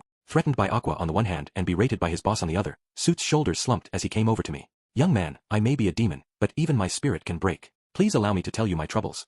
I really think you ought to get out of this town while you still can. I won't blame you. While I was trying to comfort Suit, Darkness looked around the shop. Come to think of it, I don't see Wiz anywhere. Is she out? After I forced that insane shopkeeper to work for a week straight without a moment's sleep, she began saying strange things about sensing a challenger or some such. Given that the treasure island the other day bought us some breathing room, and I was actually starting to feel somewhat bad, I decided to let her have a rest. I kind of thought Wiz was a lost cause in any case. Anyway, boy, what is it that brings you all here today? Oh. Vanir's prompting caused us to remember Aqua's quest to level up. Avoiding the penguin's blank stare, I grabbed Aqua and Darkness and retreated to a corner of the shop, where we held a whispered conference. Hey, are you really planning to beat that guy up so you can get levels? The Crimson Magic clansfolk told me of their practice called farming, where you have powerful friends get a monster on death's doorstep, and then a weaker person finishes it off to gain the experience. I feel as bad about this as I did about that. Aqua, you can't trust that adorable exterior, but when I think about it, it does kind of make my heart ache to hear him scream and cry over and over. I was behind this idea at first, but even I'm now starting to have second thoughts. Darkness, why don't we just go raise our levels the normal way? I know Megumin isn't here, but we're no weaklings. This is a perfect opportunity. Normally, Megumin just blows up everything we see the moment we see it, and then we go back home. Just a normal monster hunt, with this group? When I thought about it, I realized that even though Aqua and Megumin and I had partied up together before, Darkness and Aqua and I had never tackled anything with just the three of us. Alright, let's take this chance to practice a bit so we can get some things done even when Megumin spent all her magic and can't move, I said. The others nodded. This was starting to sound like an adventure. For after some badgering by Vanir about what we were really there for, some purifying by the short-tempered aqua, and so on and so forth. We finally got out of town and into the field. All right, frogs. Time for a little rib-bit revenge. No way. Frogs are the one thing I don't want to see out here. It's like those things were designed just to make my life miserable. Aqua was the only one to object. I guess she had some lingering trauma from her experience so long ago, and as a result, we were kind of stuck for what monsters to fight. But, Aqua, with our strength, those frogs would be the most efficient thing to hunt. Don't worry, they won't be able to eat me as long as I'm wearing my armor. So at least you can rest assured the party won't be completely annihilated. That only means the frogs are definitely going to come after me. I am capable of learning, you know, and I've learned this is going to end with me in a frog's mouth. I hated to admit it, but she actually had learned a thing or two recently. Her intelligence stat wasn't supposed to increase even if her level went up, so maybe this was a little bit of genuine maturity creeping in? It made me so happy to think she might be growing up a little that I decided to play along with her. Alright, let's pick a different monster. How about we check out the forest off in the distance? There should be lots of monsters getting ready to hibernate, so they'll be out and about looking for food. When we get to those woods, it'll be like a monster buffet. Nuh-uh. There are lots of bug monsters in those woods, and I'm sure they'll come right for me, drawn by the wonderfully sweet aroma I give off. Aqua sounded a bit like a worried plant, but I guess she wasn't exactly wrong. Darkness considered for a moment, then clapped her hands. How about this, then? You remember the alligators in that lake you purified, right? After you ruined their home, they must have moved to a swamp or something. They can't have gone too far. So let's finish what we started with that quest and, not happening. I know how this is going to go. We'll get to that swamp, and then you'll tell me to purify the water to draw out the crocodiles, right? And when I do, they'll come straight for me. No way am I going anywhere like that. Listen, you. I can see you're wimping out on us here. You're all upset now that you can see it's not going to be as easy as just beating up that penguin suit. Oh, boo-hoo, you noticed. If you're willing to say that out loud, it means you're losing interest, too, right, Kazuma? Then let's call it a day for now and pick up some nice ingredients for soup on our way home. I couldn't say Aqua's idea was unappealing, but Darkness grabbed a hold of her, and I started barking orders. Alright, frogs it is. Darkness, you draw a few out from over there. Got it. I'll leave the attacking to you. Of course, even I could probably hit something that big every once in a while. Just you watch me. Only every once in a while? No. Why? How? This isn't the Kazuma I know. When I think of a nice easy idea, the Kazuma I know would be all, yeah, sounds good to me, and come right around. Watch it. You can't assume I'll be a lazy good-for-nothing forever. I told you, I can do a job when I really want to. Anyway, just shut up and come with us. Aqua struggled and cried while I looked around the area. You've been acting really weird lately, Kazuma, she said. You're like some long-time NET shut-in who works up his courage and gets his first job, and then someone gives him a half compliment, and he gets the idea that he can do it if he really tries. But he's wrong.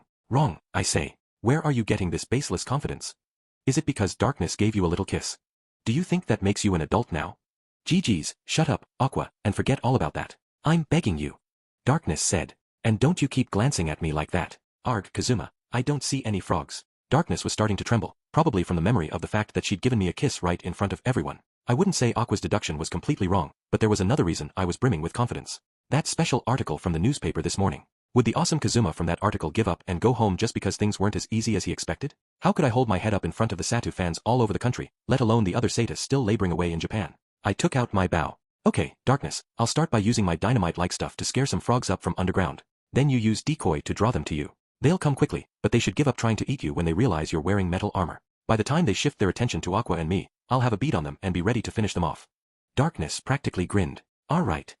I don't know what's up with you today, but you really are full of confidence. You're like some virgin who works up his courage and goes into an adult establishment for the first time, then receives the watered-down compliment that he's actually not half bad, and he gets the idea that he can do it if he really tries. Shut up already. What's with you two? Is it so wrong for a guy to have a little confidence? Damn it all, I don't care if Megumin isn't here to baby me. I'll show you a guy who can do it if he tries. Kindle. I pulled out my dynamite stuff and flung it as hard as I could. I never would have gotten away with using this item if Megumin had been here, but I had kept making them even though she had insisted I get rid of them. My homemade fuses still lit somewhat erratically, so I used Kindle to make sure the thing caught fire. Aqua pressed her hands over her ears and squeezed her eyes shut. There was a pop of an explosion in the field outside Axel. At the same moment, the ground quaked, and a very familiar life form appeared. Perfect. Here they come, Kazuma, the frogs. Yeah, they were frogs, sure enough. But not just a couple of them. Kazuma, why are there so many? And what are we going to do about all of them coming this way? Aqua cried, with Darkness still holding her by the arm. How the hell should I know? I told you. I said no frogs. I promise you, these frogs were created by demons to oppose the beautiful goddess that is me. Wah wah, this is why I said we should go home. Shut up. If you don't want to die, then stop crying and start dropping some buffs. Why are there so damn many of them anyway? Don't tell me your bad luck is acting up again. The frogs must have been hungrier than usual, because they made an absolute beeline for us. That seemed to give Darkness an idea. Kazuma, I think this has to do with the treasure island. They were hiding underground because they were afraid of the Genbu's magic power. It's a divine beast, remember? It was so powerful, they wouldn't come out even though they were hungry. But then your magic item gave them a fright and brought them all to the surface again. That got Aqua going. Apologize. Apologize for trying to blame this on my bad luck. This is all your fault this time, so take responsibility and do something about it. Even I didn't think one little stick of dynamite was going to make things this bad. But I am sorry for doubting you. I apologize, so let's just get eaten together. Darkness ought to survive, she can come back to save us. No. I'm so sick of getting slimy. I'm so sick of getting covered in filth.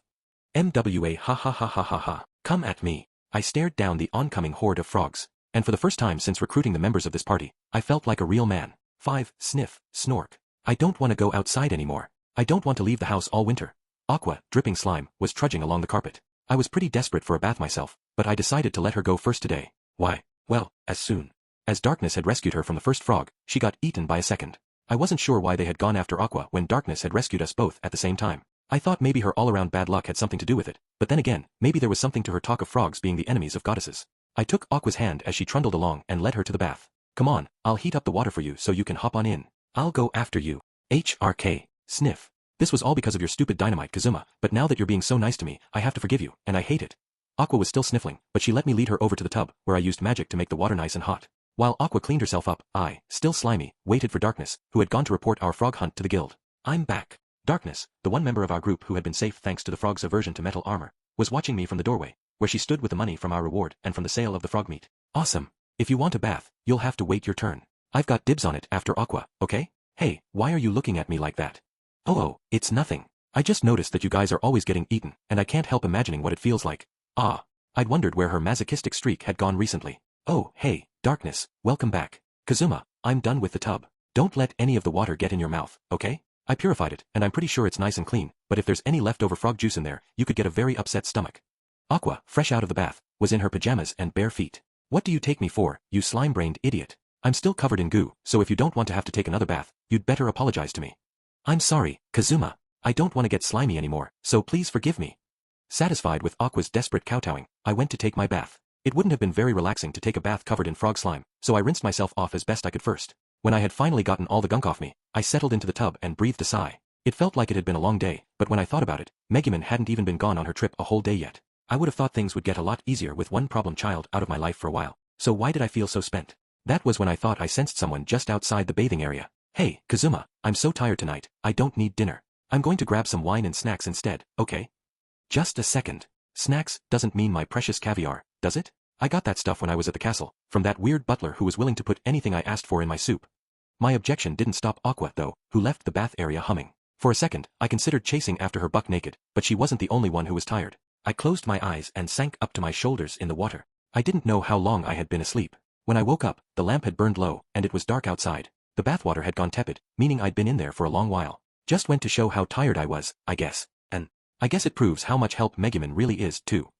Even with all the frogs that had been after us today, if Megumin had been there, she would have taken every single one of them out in one shot. When I thought about it, I realized it was just like with Darkness. The first time I really appreciated her was when she had been about to become Aldrup's wife. Which made me wonder, could it be that when it came to Aqua, who right now I thought of as doing nothing but stealing my precious snacks and bringing trouble on me? No, no way. I announced to the dim bathing area. Okay, so maybe I could at least be grateful for her healing magic. And actually, she was really good at beating demons and undead, and the way she could bring me back to life as long as my body was still intact, it wouldn't be unfair to call that a cheat ability. Nah.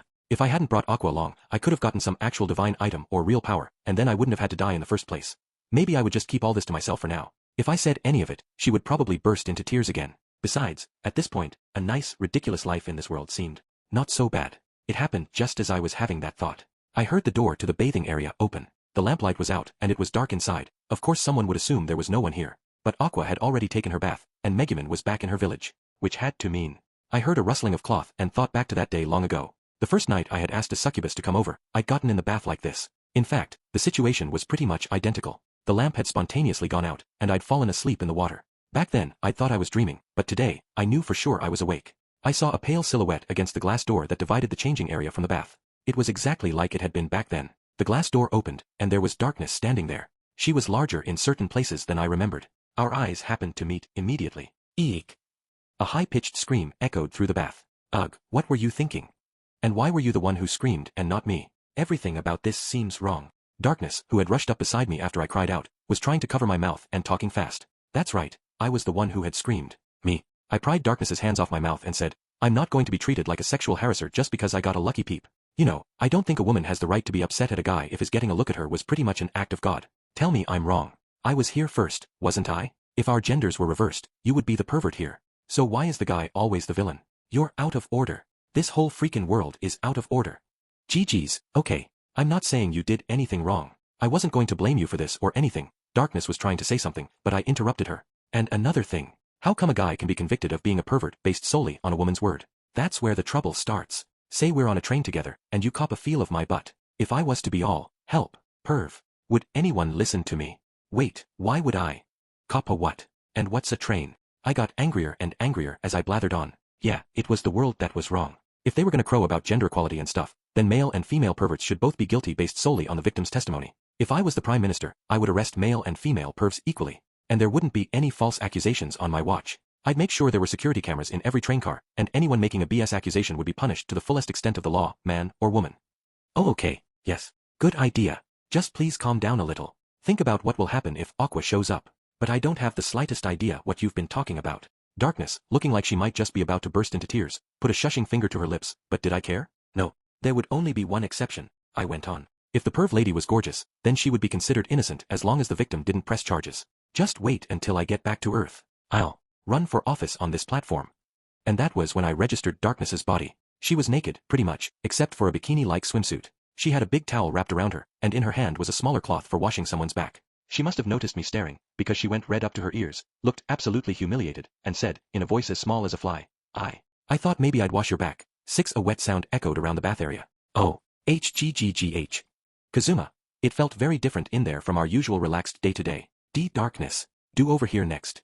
Why yeah, okay. But, Kazuma, Darkness, who was still blushing and having a little trouble getting the words out, sounded even more confused than usual too. Pant. Darkness, I can't do it, Kazuma. I can't take it anymore. And with that lurid exclamation, Darkness said, why do you have to make all this noise when I'm just washing your back? You make it sound like we're doing the dirtiest thing in the world. The nice, fluffy towel that had been rubbing my back came flying at my head. I took it and started to wipe the front of my body. Gee, I wish it was that easy. Don't forget that the last time you washed my back, I thought it was a dream. It didn't feel real. Looking back on it now, I sort of regretted it. Because I'd been convinced it was a dream, I thought I could have the same fantasy any time I wanted, and I had been eager to hurry along to the next part. Frankly, I'm frightened that you thought this was a dream. It only means that you dream about ordering me around, Darkness said as she ran some more warm water over my back, washing the bubbles away. Why shouldn't I? It's my dream. Hey, you know what? A woman I really respect once said that in your dreams, no matter how twisted, image use rights and regulations don't apply. Who told you something as stupid as that? Darkness demanded, dumping water over my head. I swear, I get more and more suspicious of your friends every day. Which woman you really respect told you this? I haven't heard anything about her. Someone better than you in every way, from humanity to attractiveness. That's not the sort of thing you say to a woman when you're alone with her. It would be silly to compare Darkness to this person. This other person was even contributing to helping keep the crime rate low in Axel by bringing lonely adventurers a night's sweet dreams to make them feel better. My dear, wonderful succubus. By the way, what's with the special benefits all of a sudden? Don't tell me you're angling for more pocket money like Aqua? How much do I have to pay to get this kind of treatment? When someone works up her nerve to do something special for you, don't dismiss it as benefits. This is one way of thanking you for helping out Sylphina. I already thanked Megumin and Aqua and Vanir and Wiz and all the other adventurers, but I hadn't properly expressed my gratitude to you yet, Kazuma. Then Darkness turned red. As if to snap herself out of it, she dumped some cold water out of the bucket by her feet. Yikes, that's cold. If you're gonna dump cold water on yourself, don't do it right next to me. Unlike certain masochists, I'm not a fan of very hot or very cold things. You know, not everything I do is about masochism.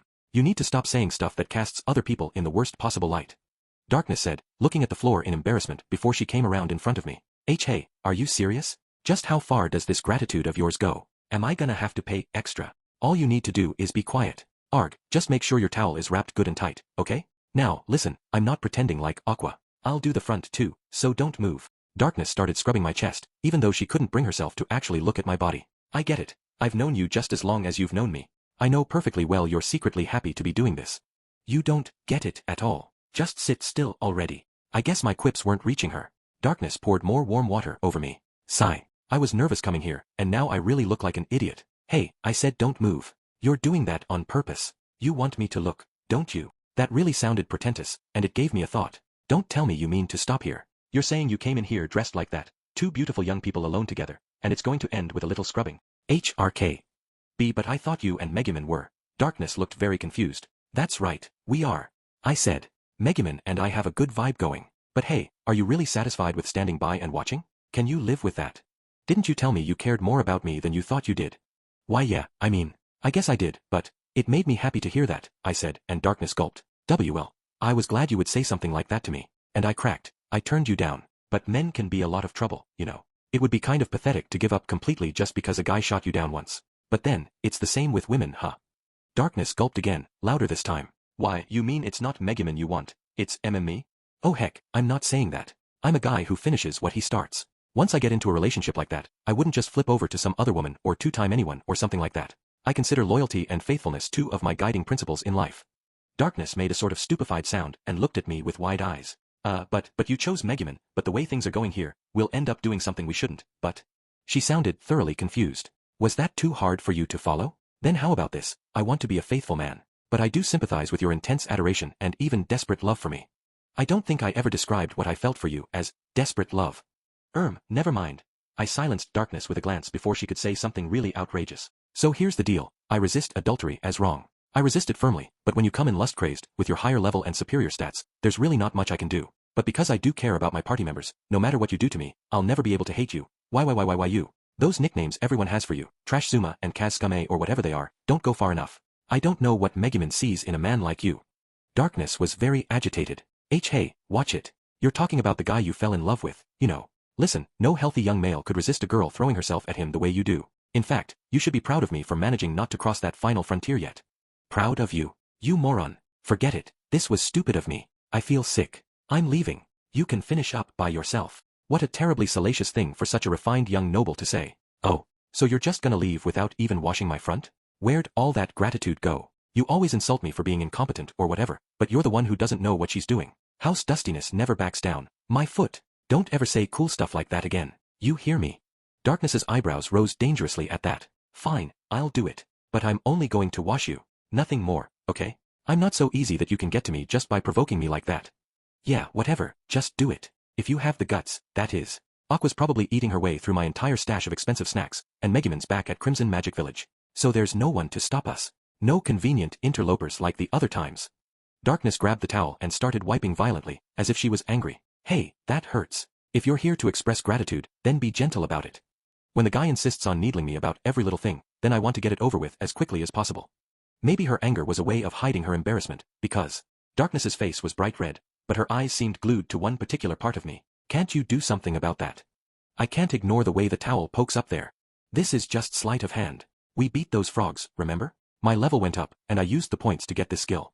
I've never seen such a stupid skill. It's not even a party trick. I swear, you make no sense to me. You're a complete mismatch for our sweet, straight-shooting Megumin. You need to break up with her. What a thing to say. Well, unfortunately for you, Megumin is head over heels for me. No way am I gonna listen to your dumb suggestions. I'm going to go get Megumin to be all nice to me instead. Gods, you're almost bracingly awful. Okay, I get it. I see now what I should have done all along. Darkness smiled, looking really relieved for some reason. I'll just cook up a compromising situation for us and then tell Megumin. I'll show her what a worthless degenerate you are, how vulnerable you are to temptation. If she genuinely hates you, then it won't hurt her to give you up. And when you can't be swayed by me anymore, then I'll acknowledge that you're right for Megumin. And then she suddenly threw herself on top of me. This was the most diabolical thing. IIVE got Megumin. I won't let you carry out this evil plan. Get your hands off me. You yell and shout, but if you really wanted to fight me, you would use your skills. You're not entirely unhappy about this, are you? Now, how about we try something new together? It happened right then, when Darkness was sounding her most villainous. Such as what, exactly? The voice was level, cold, and it belonged to Megumin. Darkness and I, tangled up in each other and both virtually naked, looked over, and there she was, standing in the doorway, her eyes bright red and a look of thorough exasperation on her face. Before Darkness could say anything, I blurted, "Help!" She came into the bath and attacked me. Why you stinking son of a...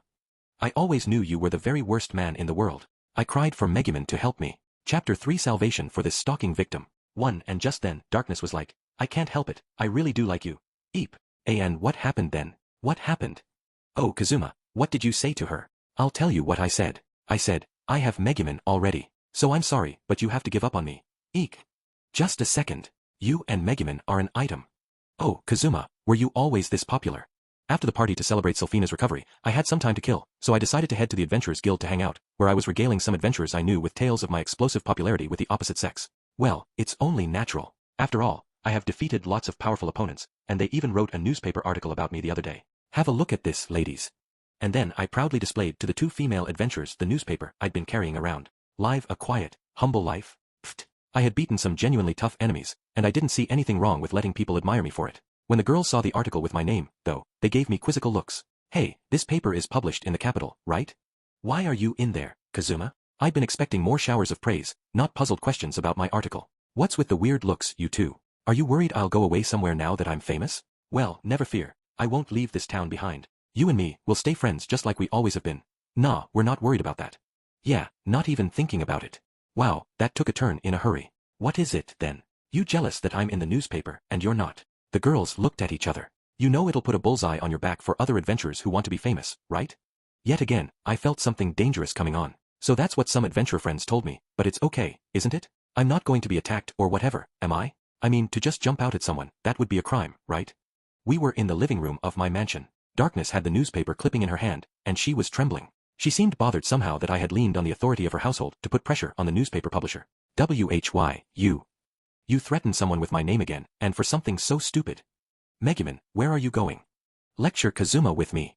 Megumin, holding Konosuke in her arms, was trying to make an escape to the 2nd floor. Meanwhile, Aqua looked at the newspaper clipping and then tugged on my sleeve. Kazuma, can I have this clipping, please? Here, look here, they wrote about a mysterious blue-haired beauty of an archpriest. No way. This article talks about me too, and I want to keep it. See how it describes me as the strongest of the weakest? It makes a guy's edgelord heart sing. Anyway, Darkness, it's fine, right? Public safety is great in this town. If any adventurers get to making too much trouble, the police are right on them, yeah. Darkness, still restraining Megumin, heaved a sigh. The Adventurers Guild permits duels between adventurers. Remember when you fought that guy with the enchanted sword? Well, anyway, I guess even if the worst should happen, as long as Aqua is here, then it's okay if I just drop dead. Screw you. This country has laws about the weirdest little things, so what's with the giant loopholes? Megumin, with Darkness still holding her by the collar, suddenly smiled reassuringly. Goodness, there is no need for concern, Kazuma. Even if some adventurer should challenge you, I shall drive them away. So please do your bragging with complete peace of mind. Don't get too soft with this guy, Megumin. I've been thinking lately. You've been wildly overprotective. I want to know what happened between you two. Darkness was getting more and more agitated, but Megumin turned on her, her eyes blazing red. What happened, you ask? Are you sure you wish to pose such a question? Ha! Darkness was temporarily cowed by Megumin's sudden show of force and let go of her collar. If I seem overprotective, it is because a certain girl saw an opportunity and veritably devoured the lips of a man she knew had the attention of someone else. Devoured? Megumin, you make it sound so sordid. Darkness said, backing away. Megumin looked up at her. I thought you were just a poor, sheltered princess, so I decided to give you a chance to find closure on your feelings. And yet, not content with expressing how you feel, last night you had to try to have your way with someone else's man with that sexy body of yours. I wasn't having anything. Come on, Kazuma, say something to her. Personally, I was more interested in that remark about someone else's man. Had I gained a new rank somewhere along the line? Gone from being more than friends and less than lovers to Megumin's man? The catfight was just getting good when Aqua slammed her fist down on the table. You've changed, Kazuma. You aren't the virgin neat I knew and relied on. When did you fall to the position of harem protagonist? Some of us might say that was moving up the ladder, not down. Now, listen, Aqua, and listen good. There is no such thing as plain friendship between a man and a woman. And even if there were, eventually at least one of them is going to start noticing the other as a member of the opposite sex, and it'll drive them to distraction. And if there's a strong, reliable, economically established man with a bright future around, like me? Oh yeah, I knew this would happen from the start. I leaned back on the couch, languorously stroking Konosuke, who had jumped out of Megumin's arms. You sound as strange as ever, Kazuma. But what's even weirder is that I've been with you all this time, but for some reason, you don't distract me at all.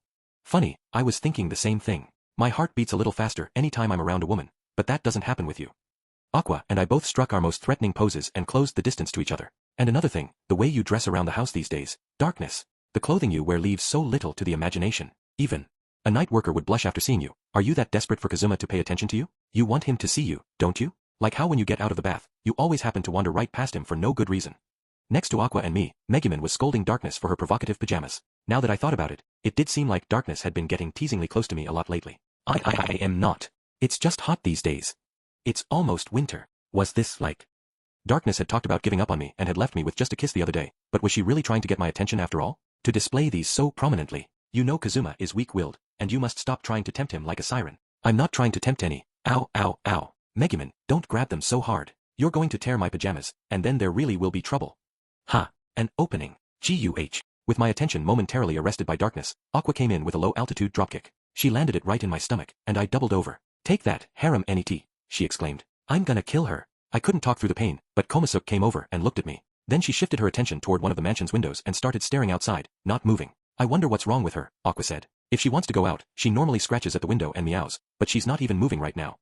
"Ow wow, maybe she saw something she shouldn't? Like a ghost," I said, finally recovering from the pain. Aqua pattered over to the window and looked out, where she exclaimed, "Hey, a stray ghost from the town is fumbling around. I've been cleaning out that communal cemetery just like I'm supposed to, so what's that thing doing here?" At that, I, along with Megumin and Darkness, their argument temporarily suspended, looked at Aqua. "Hey, don't assume this is my fault just because there are some ghosts out there. I didn't have anything to do with it this time. They don't actually look like stray ghosts. I think this one's been summoned." Summoned? But only the ultra-rare advanced class necromancers could do that, or maybe the king of the undead, a lich. And there were no necromancers in town right now, which meant... Aqua met my eyes and nodded as if to say she understood. "We let our guard down because she serves us tea and snacks every time we show up at her shop, but it turns out a lich is still a lich. I already took my bath and got into my jammies for tonight, so I don't want to go out, but first thing tomorrow morning, we're going to deal with this." "Geez, just go now." To the next morning. As a favor to Aqua, who had been begging for fish recently, Megumin had agreed to do her daily explosion over at the lake and recruited Darkness as her piggyback person. They left early in the morning. I guess she was getting a little tired of doing all her explosions over the water. But anyway, that left Aqua and me to go to Wiz's shop. "Comin' through." Aqua, uncommonly excited, punched open the door with a slam and barged into the store. Vanir was waiting for us. "Oh loser woman who is very noisy so early in the morning. What in the world has brought you to this shop? I am quite busy right now. Please save your silly little games for later. I'm here to give Wiz a piece of my mind for neglecting her duty to keep the town's ghosts in check. Now, where is she? And what exactly do you mean by loser woman? If it means most high and beautiful Lady Aqua, then I might be able to see my way to praying that when your extra lives hit 0, you at least get reborn as a paramecium." The expression refers to a woman who has missed out, who is such a lightweight that even the young harem man is not interested in her. Stop that. I am more than happy to stand against you any time you wish to attack me, but don't change my stock into water. And there they went fighting again, but the one person we had come to see wasn't here. "Hey Vanir," I said. "Where is Wiz? We do need to talk to her. If you're looking for my prodigal shopkeeper, she went off somewhere yesterday evening and hasn't come back. I have never sensed there to be a man around her. A good night with some guy somewhere might be a nice change of pace for her." "Wait, you must be kidding. She always looks so sweet and innocent. First Kazuma, now her. Why is everyone so horny?" I was just feeling bad for Wiz having to endure this slander when she wasn't here to defend herself when the floor of the shop started to glow. I looked at it curiously and saw a magic circle forming. And then someone appeared in the light. "Vanir, help me, please." It was Wiz. She had used teleport to get here, I assumed. Turn undead. Heek. Aqua's purification ambush got a scream out of Wiz, who turned partially transparent. "What the hell are you doing? Look at what's happening to Wiz." "Calm down, you nosy eh. This is just a little punishment for releasing those ghosts." "How did that work exactly? Oh promiscuous shopkeeper, where have you been wandering that you were out until this hour? It was you who said we had a delivery coming early this morning." "That's right, that's a good question. You go around trying to look like the most innocent, sweetest little thing, and then you're out until the crack of dawn. I know what a soft touch you are, and I'm sure some awful man has taken advantage of you. Someone just like Kazuma, for example." Grr. If I didn't put this idiot in her place every once in a while, she started to get carried away. While I contemplated what I would do to Aqua, Wiz waved her hands frantically. Wait just a second, both of you. First I get purified out of nowhere, and now you're bombarding me with these terrible assumptions. She was on the verge of tears from the attack. "Just forget about these two," I said. "But what's going on? You seem really frazzled." Despite that, Wiz's face was surprisingly unruffled, considering we could almost see right through her. Maybe the purification spell really was just a light punishment for her. She hugged herself protectively and said, "I have a stalker. Here, have some nice tea and calm down. A warm drink is best when you've had a scary experience." Wiz took a sip of the tea and let out a breath. Thank you, Lady Aqua, but this tea makes my body sort of numb when I drink it. So what the heck happened? I mean, with this stalker, or whatever," I said from where I was perched on a chair now that Wiz seemed a little calmer. "A stalker, that's right. It happened last night. There was this one shop that made little side dishes to go with dinner, and around sunset every night, they threw out their vegetable scraps. Wiz had asked them to give her the scraps and was picking them up as she headed back to her shop. This store was in a side alley where there naturally weren't many people. But then, according to Wiz, she found her way blocked by a man whose face was covered by a hood. He was wearing pitch-black robes, and without ever removing his hood, he said, "My name is Duke. I have traveled far to meet you. 4 years I have studied you, have thought only about you." Man, talk about obsessed. Even Aqua was looking a bit repulsed. He continued, "I have focused single-mindedly on training myself. And do you know why?" Of course, I told him I had no idea. And then, it must have been really scary, because Wiz hesitated for a second before she went on. "In order to attack you," he shouted, and just as he whipped off his robe, I started running. I was too scared to come back to my shop after that, so I summoned those ghosts to see if I could find out where the stalker had gone. This stalker sounded more serious than I had expected. I never would have imagined a crime like that taking place in this town, not even in a side alley late at night. "I see. So that's why there were all those ghosts wandering around," Aqua said. "I guess that's okay, then, but make sure you put them back where you found them." "All right. What are they, dogs and cats? You should go send them back to heaven." Anyway, so what? You're saying that Stalker's been staking out the shop, and you haven't been able to come back until now. Wiz shook her head at my little summary. No, I don't know for sure. I sent those ghosts all over town, but I haven't heard anything from any of them. In fact, it seems like most of them have been exorcised. An unrelenting stalker who could also purify spirits? So you think the Axis Church is behind this? There is no need to avail ourselves of my all-seeing eye to solve this mystery. Hold on a second, you two. Don't go accusing my poor, sweet lambs of criminal activity. As Aqua objected to Vonier's and my speculation, Wiz said hesitantly, that being the case, could I ask you to intervene somehow? Wiz was in a really tough spot right now. But you don't even know where this black-robed stalker is, do you? Hey you. You're always bragging about how powerful you are, so lend us a hand. I don't need you to tell me that. I have been using my all-seeing powers throughout this conversation, but I can't seem to determine the stalker's whereabouts. It would seem he is not your garden variety pervert. If he can go undetected against my vision, he must be quite the formidable opponent. A very powerful pervert. Things were getting dangerous around here. Vonier seemed to be thinking about something, but then he suddenly clapped his hands. Oh late blooming shopkeeper, we are coming at this from the wrong direction. There are not so many people who care so deeply about you as this person. Depending on this man's specs, you may wish to consider compromising, yes. And no, I wouldn't. Not for someone who attacked me the first time he saw me. And don't call me a late bloomer. I felt like I recognized the way Vonier was acting. Yeah, it was the same way I'd acted when I was trying to get Darkness married out of the party. But just as I was realizing this, is Miss Wiz here? I have mail for her. Oh, thank you. A postman showed up at the door and gave Wiz a letter. She took it, but when she looked inside, her face darkened again. A letter from your stalker, I believe. If I study it with my all-seeing vision, perhaps I can determine where he is. Shall I seek him out and then attack him? Vonier seemed uncommonly cooperative. Maybe he was worried about his co-renter. I appreciate that, Vonier. I really do. But I'll handle this myself. This letter says the man will be waiting in the wilderness outside town tomorrow. She squeezed the letter in her hand, looking thoroughly determined. I've never known someone to be interested in me before, and I want to give him a serious answer, she said firmly. And that's how we decided Wiz was going to settle this tomorrow. That evening, we were eating dinner in the living room of the mansion, and I was explaining what had happened. Megumin and Darkness both looked somewhat unsettled. A stalker, you say? My self-proclaimed rival is certainly guilty of that sort of behavior from time to time, and it makes me worry somewhat for her future. She is apt to totally forget herself when she is on the chase. I know just how scary her type can be when she loses it. She was talking about Yun, of course. I can't believe someone that twisted would show up in our peaceful little town though, Darkness said, growing agitated even as she delicately sliced the meat on her plate. A ruffian who would cause such trouble to our good citizens should be ashamed. I really don't think you should be talking down twisted people, I said. Take that back. Meanwhile, Aqua had finished dinner before the rest of us and was feeding Emperor Zell where he sat on her knees. Suddenly she said, Wiz talked about finishing things, but she's so soft, I can't imagine how she intends to do it. Maybe she means to take him up on his confession of love. Megumin and Darkness have both been so lust-addled lately. If even Wiz gets a boyfriend, I won't have anyone left to hang out with. I am not lust-addled, Aqua. Unlike Darkness with her sneaking around at night and wearing salacious outfits, I am a pure maiden who hasn't even been kissed yet. Hey, said the impure Darkness, tears brimming in her eyes, but I had a thought. Wiz was fundamentally super nice to people. If this guy really pushed, she wouldn't be able to say no to him. He could definitely talk her into starting out as friends if nothing else. Frankly, Wiz was at least as vulnerable as Yun to that gambit. Was it really safe to let Wiz go by herself? Heck, I was so popular these days, it wasn't inconceivable that Wiz might even fall in love with me and ultimately end up becoming part of my harem. Okay, no. That's not how it's going to work, Kazuma Satu. What would you do with a harem? You already turned down Darkness anyway. But that was that, and this was this. I wouldn't be laughing if Wiz, a good friend of mine, followed some guy from who knows where off to a sketchy place. And that meant... Hey, Kazuma. What's with the nasty face? Take a good look, Aqua. This is the face of a man who's going to protect his friend. 3 the next morning.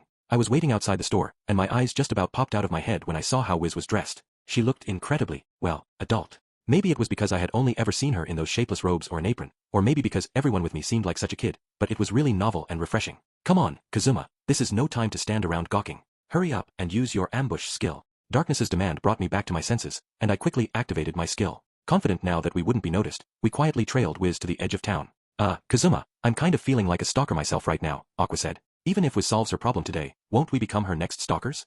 Hush, you don't mean that. This isn't stalking, this is just keeping an eye on things from a distance to make sure a friend doesn't get into trouble.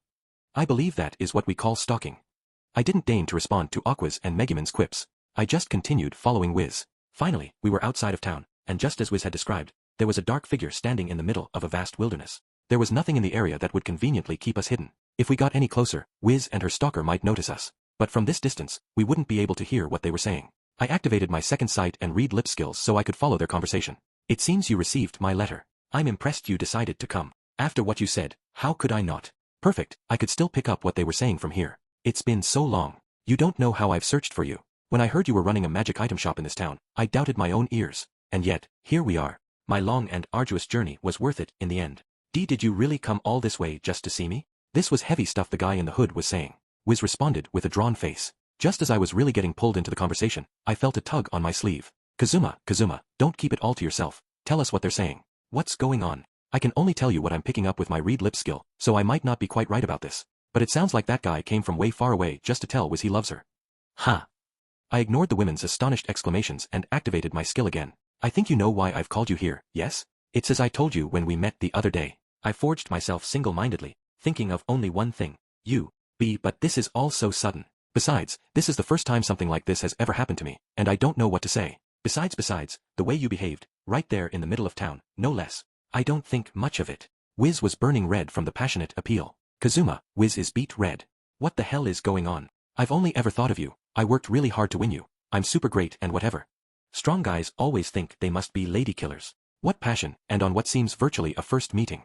Darkness was turning red with excitement. The man must have been getting pretty into this himself, because he was talking so loudly, we could hear him faintly even at this distance. I realize now that I was hasty in my actions. I tried very hard to pick an alleyway where no one would see us. Not being seen isn't the only thing that matters. For something like what you did, you're supposed to wait until you know each other better, take your time.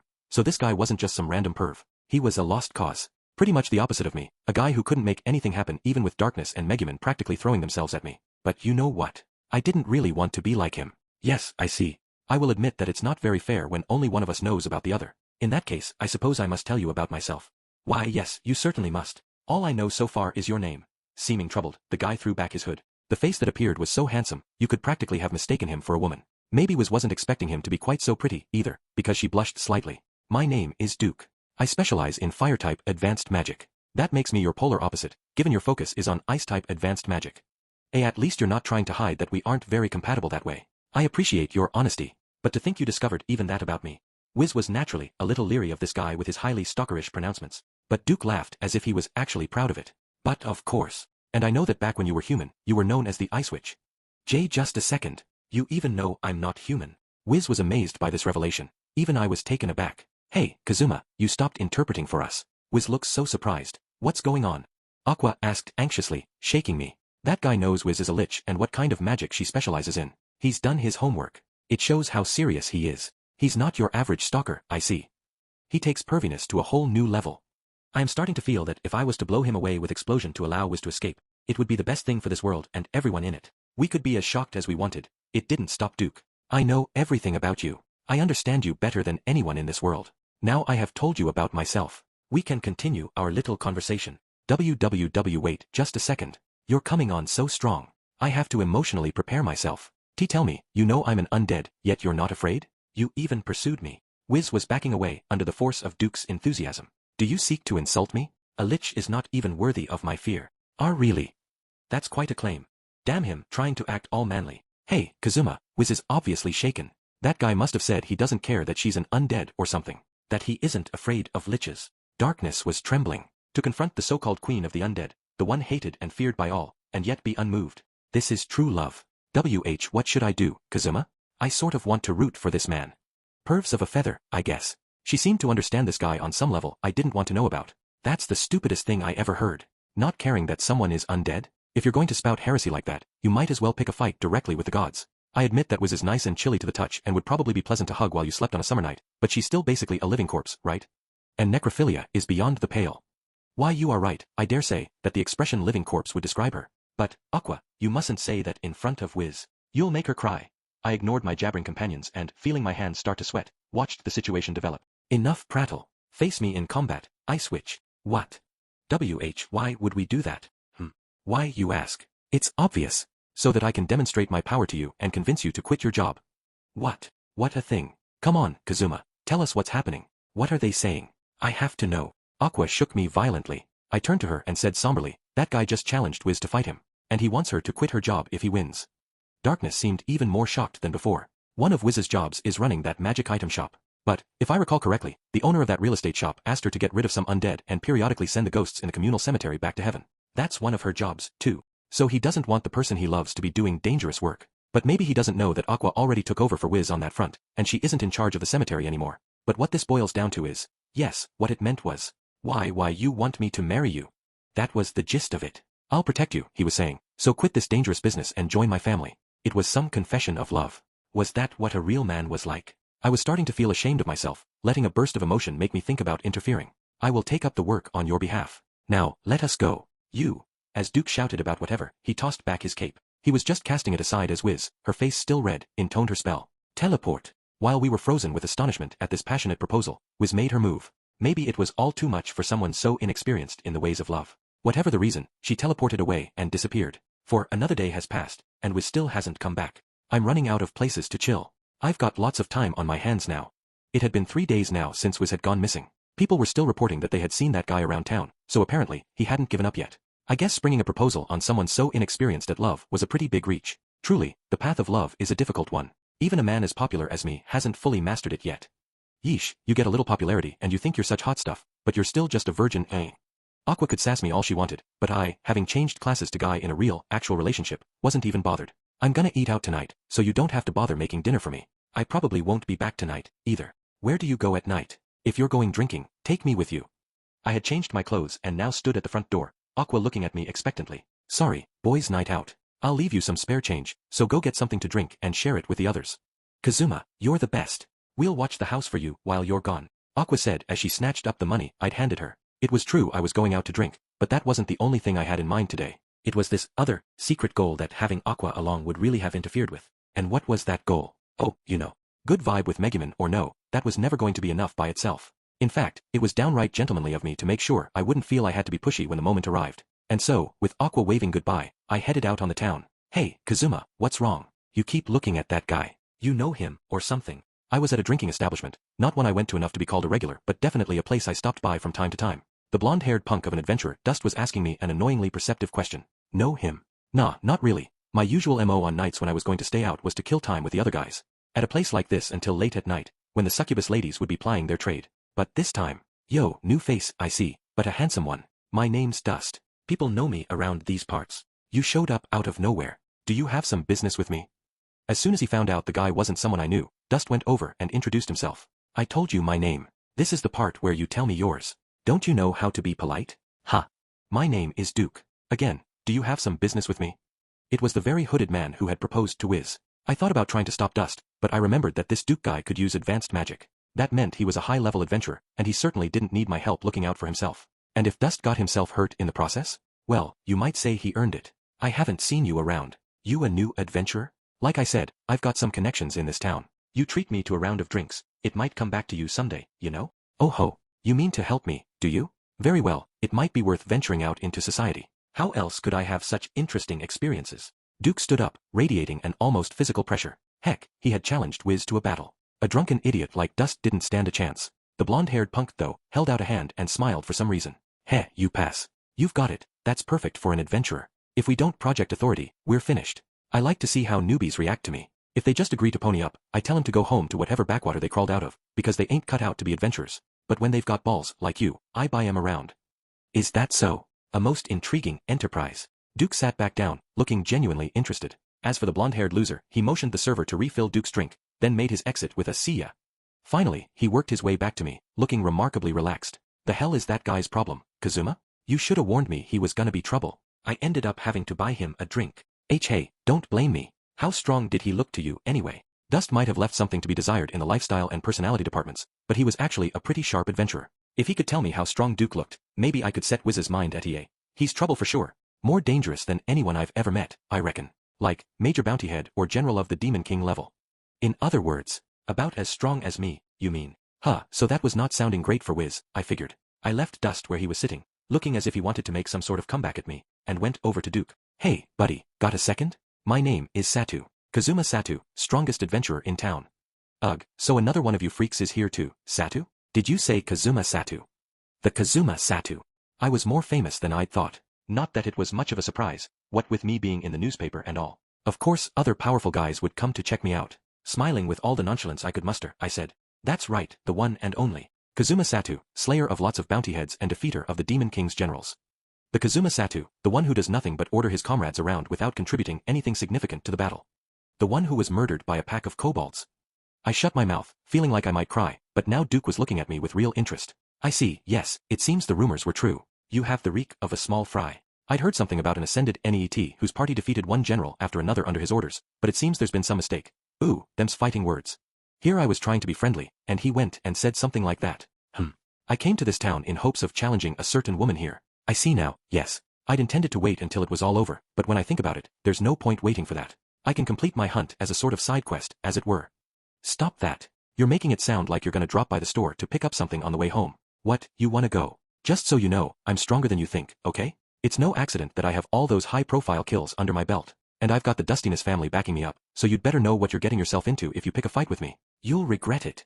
And I have lots of strong friends, too. I was trying to make sure Duke wouldn't underestimate me. The reason the second half of my threat kind of went off the rails a bit was definitely not because I was starting to get intimidated myself by the way Duke was squinting at me as I talked.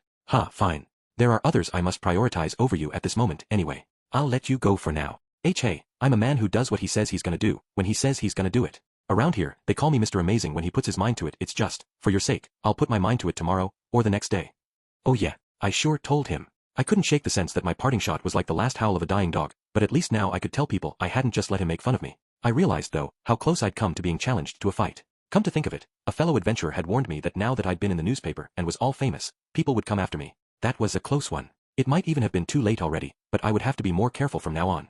Alright, well, I guess I'll let you go for today, I was about to say when it hit me. That wasn't what I was here for. I was forgetting why I'd come over in the first place. Hey, this person you say is more important than me. It's Wiz, right? Duke reacted immediately when I said that. Before I knew what had happened, he had a black-bladed knife at my throat, and his eyes were boring into mine. How the hell do you know that? How are you connected to Wiz? Geez, calm down, I said, my voice going up an octave. I'm just a friend. But if her friend died, Wiz would be sad, right? I don't know how much you know about Wiz, Duke said, but I warn you not to get too deeply involved with her. A minnow like you shouldn't swim carelessly around a shark like her. With that, Duke put away the knife. Talk about short-tempered. All I did was mention Wiz's name, and he damn near slit my throat. He must have been really crazy about her. I know you're after Wiz, I said. And what's more, I'm rooting for you. What did you say? Duke asked, taken aback. Aren't you supposed to be Wiz's friend? It's exactly because I'm her friend. Wiz isn't cut out for the work she's doing right now. Besides, I dropped my voice. Just because she's a lich doesn't mean she doesn't have the right to be happy. I want her to retire and enjoy her life. You've been hanging around Wiz, knowing she's a lich. I'm going to have to reconsider what I thought of you. That sounded important. Duke looked like he wasn't quite as guarded toward me as he had been. Yeah, a guy this passionate. I could leave Wiz with him. To be honest, it was always a little disappointing when a female friend married some other guy. But Wiz was getting to be of a certain age, and it was time for her to settle down. I agree with you, Duke said. I don't think she's cut out for what she's doing, either. Not in light of how frivolously she acts now. She was never that way back when she was called the Ice Witch. Yeah, well, I heard Wiz was a pretty famous adventurer in her day. She was probably a little more serious back then. Still, nowadays, Wiz worked hard to sympathize with adventurers and to try to stock items that would be useful to them on their quests. She had somehow gotten so incompetent at it, though, that even Vanir could only put his head in his hands. You don't have to challenge Wiz to a duel, though. Just talk to her, convince her it's time to quit her job. It's not that hard, is it? I don't understand what you're saying. That would be pointless. I must show her my power in order to take over as her successor. Duke was obviously under the impression that Wiz was still doing dangerous things like purifying the cemetery and stuff. And that was fair. You would definitely need to show how strong you were to take over a purification job. It would have been easy enough to tell him she wasn't in the purification business anymore, but I wasn't sure how I felt about trying to tell him something when he was already so well versed in Wiz studies. Besides, the fact that he wanted to make her his wife made me think maybe he was hoping to build up the magic item shop. One question, can I assume you'll be taking over all of Wiz's work? But, of course. There is no one more suited to it than I. It teeters on the brink at this moment, and I shall smash through to the other side. Well, at least he was confident. That shop had Vanir, the all-seeing demon, working for it, and Duke here figured he was going to be the one to get it back in the black? Wait a second. Hang on, there is one major hurdle between you and that job. It's Vanir. If you've really done your homework on Wiz, then I assume you know about him. If you want to take over Wiz's job specifically, you might manage it, but if you want to run the place, I think you're gonna have to go through him. Vanir's goal was to make the magic item shop successful enough to save up the money to build himself a special, gigantic dungeon. I had to think he would be all for Wiz getting married, but I wasn't sure he would be so eager to give up the shop. In fact, I was sure that obnoxious demon wouldn't be adult about it. Master Vanir. Yes, he's trouble, alright. But this is between Wiz and me. Even Master Vanir will not stop me. I was more shocked than ever before by this. Duke was made of sterner stuff than I'd imagined. Even I didn't want to go up against that cheater of a demon.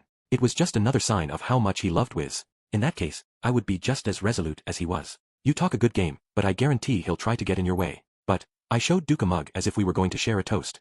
I'm not against a guy like you. and then I smiled at this man among men, who didn't back down even in the face of Vonir. 5. And so I decided to help him. I'm sorry, but I don't understand a thing you just said. The next morning, I'd come home early enough to catch breakfast with everyone, talking to them about Duke as we ate. Look, the point is, this Duke guy is stubborn, but he's also surprisingly manly and might be a better guy than you think. At least, that's what I gathered.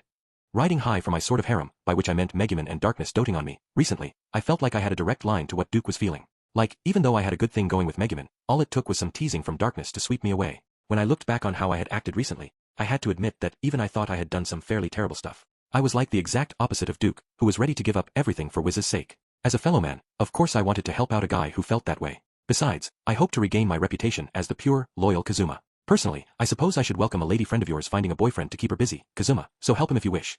Huh, you go around calling a person your man, but you're still worried about that stuff. Cute, you're real cute. I do not know what you were getting at, but it makes me feel slightly sick, so I wish you would drop that act.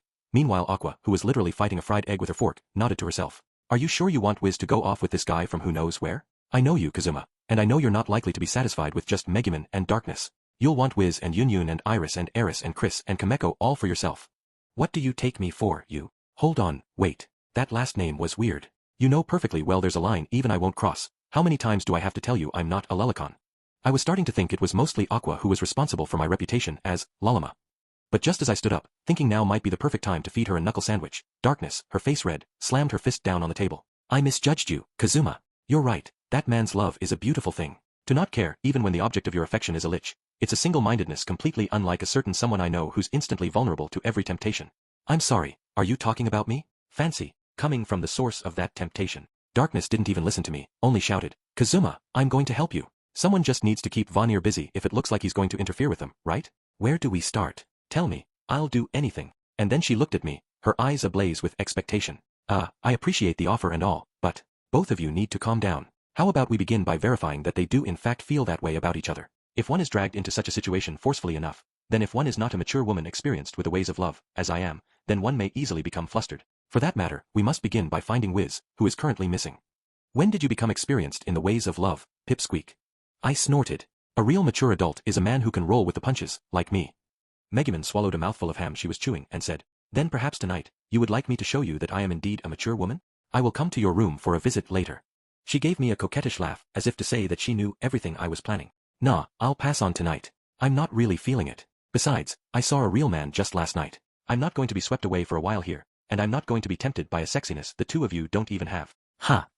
Megumin must have been feeling pretty confident, because she was obviously thrown by my response. What's the matter? Did you think I was easy? You just assumed I'm this eternally horny guy who's ready to get it on at any time. And no, not specifically, but there's been a good vibe between us of late, so I thought you might go along with it. As Megumin faltered, Aqua whispered in her ear. It doesn't matter what you say to Kazuma right now. He just got back this morning, right? Ahem, when he spends these nights out. Aqua, what did you do with that allowance I gave you yesterday? Did you burn through it already? Was the wine good? I took her hand and was about to lead her out of the room. The wine was good, but what are you doing with my hands? Hey, where are you taking me? I haven't had dessert yet. Stop. Stop. Megumin, Darkness, the truth is, this town has a saku. I'll be happy to give you more allowance today. Just come with me. I have something important to talk to you about. Chapter 4A Goddesses cheerleading for this man's man. 1 It rained all day, but Aqua didn't seem to mind. She was happily working in our garden. Megumin was standing beside her, holding an umbrella and apparently giving her instructions. Listen, Kazuma, I want you to say something to them, too. They can't take this farm work too lightly. Every year, there are mushroom and bamboo farmers who find themselves in serious trouble, Darkness said fretfully, watching them out the window. Believe me, I know how rough farmers have it. I mean, in my country, we have typhoons, and sometimes people even go missing. But those two won't listen to reason, and you know it. So it's the same where you come from. Yeah, during typhoons, even the vegetables get a bit agitated. I've been talking about how farmers got worried about irrigation canals and fields when there was a storm, so they would go check on them and get themselves in trouble. I guess we had slightly different ideas about how the world worked. Just look at this, Kazuma. Something's already popping up in our garden. Aqua shouted.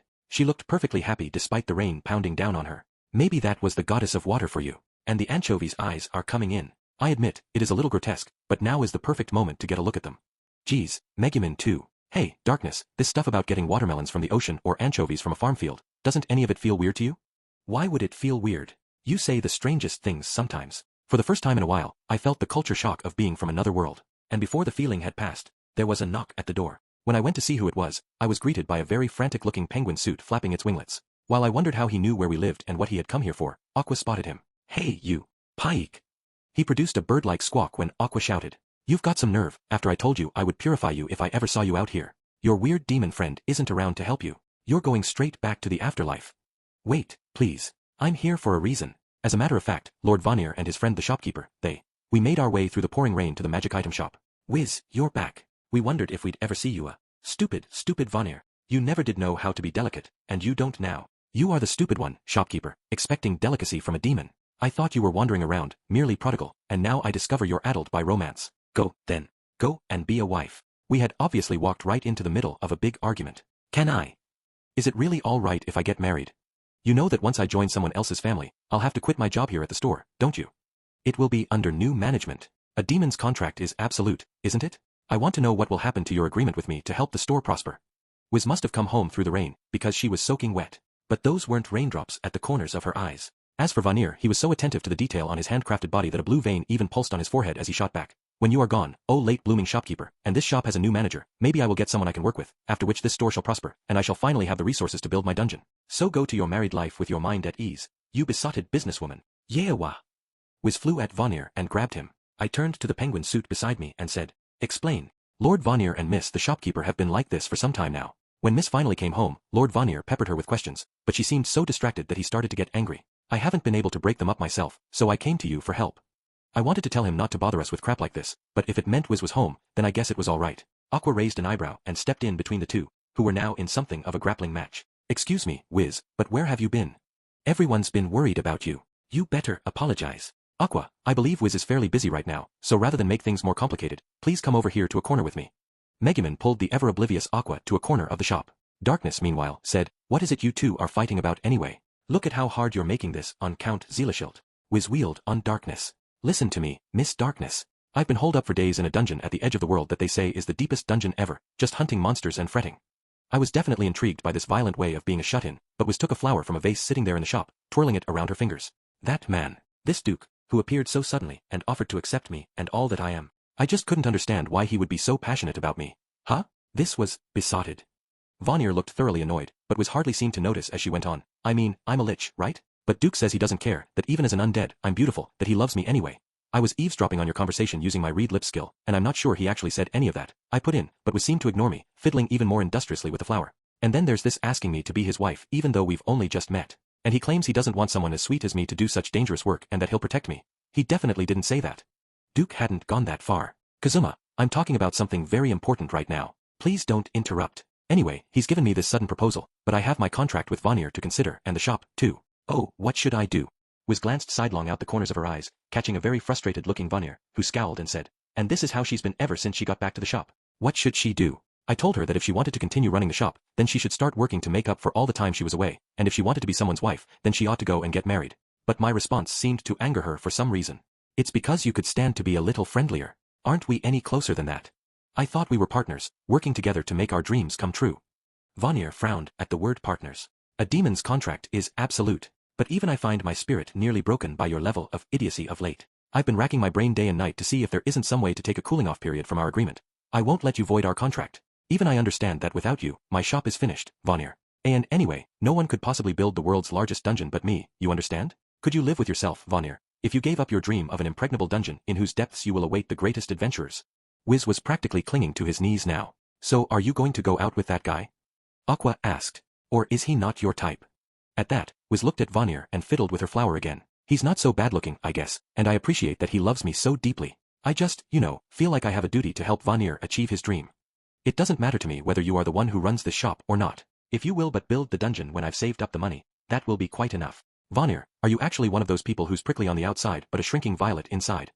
I'm not seeing enough of your sweet side. You need to show more interest in me. We've known each other for so long. Can you really bear to see me whisked away by that man? Maybe she had unconsciously used drain touch in her anger, because the flower in her hands was wilting. I don't know that a genderless being such as I can be said to have a sweet side, but very well, I understand. I shall put some genuine effort into looking into the future, and if my vision reveals this Duke to be a terrible partner for you, then I will chase him off. Does that satisfy you?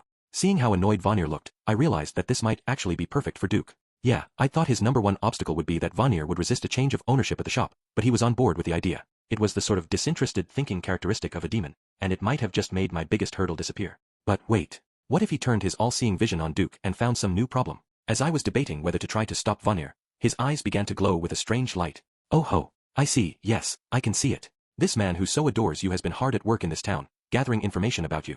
Wiz's mouth softened into a smile. I guess she sort of liked the sound of that. Well, what is this? Wonderful, most wonderful. I thought he was difficult to see clearly. So that's how it is. What is it, Vanir? What's so wonderful? I don't know if I've ever heard you praise someone like that before. As Wiz and all of us stood amazed by the sudden change in Vanir, the self-proclaimed all-seeing demon crowed. The all-seeing demon makes a declaration. You shall respond to this man's affections. And when you do, one who receives blessings and happiness beyond all measure shall be born. 2. We were on our way home from the magic item shop. Gotta say, I never expected Vanir to just go along with it like that. I knew this guy was something special. Mumbling to myself, I wasn't really talking to anyone in particular. I do wonder why this man is so ready to take the side of a stalker. Though I admit that Wiz's suitor at least has a certain single-mindedness. Unlike a certain someone I know who will run off with any female adventurer at the drop of a hat or let himself be swept along the moment something happens in the bath. Megumin was looking at me like she hoped I got her point, whatever it was. Yeah, and unlike a certain someone, he seems to really value the person he's committed to. Ahem, not that I personally abhor an adulterer, considering it's just one more way to be a terrible human being. Darkness was looking at me like she hoped I got her point, whatever that was. What the hell? I already apologized about the bath thing. But if you don't mind my saying so, you two aren't exactly blameless, either. My girl Megumin is always leading me on but never willing to cross that last line, and Darkness has that stupid, sexy body, but all she can do is tease a guy with it. She never has the nerve to do anything else. I am beginning to think this man is the worst person in the world. Lately, he's been getting closer and closer to my type. As the two of them attacked me, Aqua, despondently bringing up the rear of our group, said finally, I won't have it. I looked at her. I can't accept this nobody from who knows. It doesn't make any sense. This is Wiz we're talking about, right? Why would he fall so deeply in love with her? I guarantee he's got some evil plan in mind. Call it a goddess's intuition. He doesn't love her at all. To this sudden outburst, I responded, you're just upset that you won't have anyone to have tea with. Of course I am. But it's just, I've also got a slightly bad feeling about this. It's hard to explain, but it's like I just know it's going to lead to my archenemy being really happy. I see. Wait, no, I don't. Maybe that's true, but now that Wiz is starting to come around to the idea, it would be wrong of us to try and stop her. If you want her to be happy, then we should let this play out, Megumin said. Aqua retreated into a sulky silence. After Vanir had given his stamp of approval to Duke, Wiz had fretted and fretted some more but ultimately agreed to consider the idea with a hopeful attitude and got back to work. So now the matter was between her and Duke, and not for outsiders like us to interfere in. Or, it shouldn't have been. I'm going to put that man to the test, Aqua said, her eyes showing a steely resolve. And how are you going to do that? What in the world do you have in mind? I asked before I could stop myself. I'm going to make sure that guy is really as serious about Wiz as he claims, Aqua said. And I'm going to do it by chatting him up. I'm going to pick him up like it's going out of style. Huh. Are you nuts? You wouldn't know love if it slapped you in the face, and you seriously think you're going to lead that guy around by the nose? Forget Duke, I firmly believed she'd even have a hard time seducing a rando on the street. Just who do you think I am? I'm Lady Aqua, object of the devout worship of 10 million Axis Church believers around the nation, beloved by all, remember? Even the neighborhood children like me. And just the other day, an old man gave me some candy. I'll just tell these two what to do, and that guy will be like putty in my hands. I didn't know where she was getting this confidence. For that matter, what did she mean, tell these two what to do? Aqua, though, ignored my doubts and went on with a beatific smile and further confidence. After all, I've got a lowly killer who can deal critical damage to anyone with the slightest whiff of Lullicon, plus Miss Lewdness herself, irresistible to any man with a hankering for some hanky-panky. If he can withstand their temptations without faltering or slipping, then I'll admit that he's all right for Wiz. Just a second. Lowly killer. Is that me? I will not be party to something so stupid. You talk of testing his devotion, but I think of myself as a devoted woman, too. And I have Kazuma now, so I will not help with any seduction. Yeah, and stop acting like I'm nothing without my sex appeal. I feel like your treatment of me gets worse every day. I don't exactly hate being abused, but even I'm starting to grow a little annoyed by this. Their objections went in one ear and right out the other for Aqua, who said, I know neither of you has the least bit of experience with romance, but don't worry, I'll tell you everything you need to know. Just watch. You'll see I was right all along. I said I wouldn't do it, okay? I'll have no part of this. Aqua, are you listening to me? Aqua was being shaken by Megumin, but our archpriest was really talking to me. 3. The woman was so gorgeous, she looked out of place in such a run-down watering hole. Bewitching, that was the word for her as, wearing an expensive dress that looked like it might have cost more than this entire bar. She worked her way over to a robed man drinking quietly by himself. Excuse me, but is this seat taken? She cooed, the most alluring smile she could muster plastered on her face. If you're here to offer me your services, I'm not interested.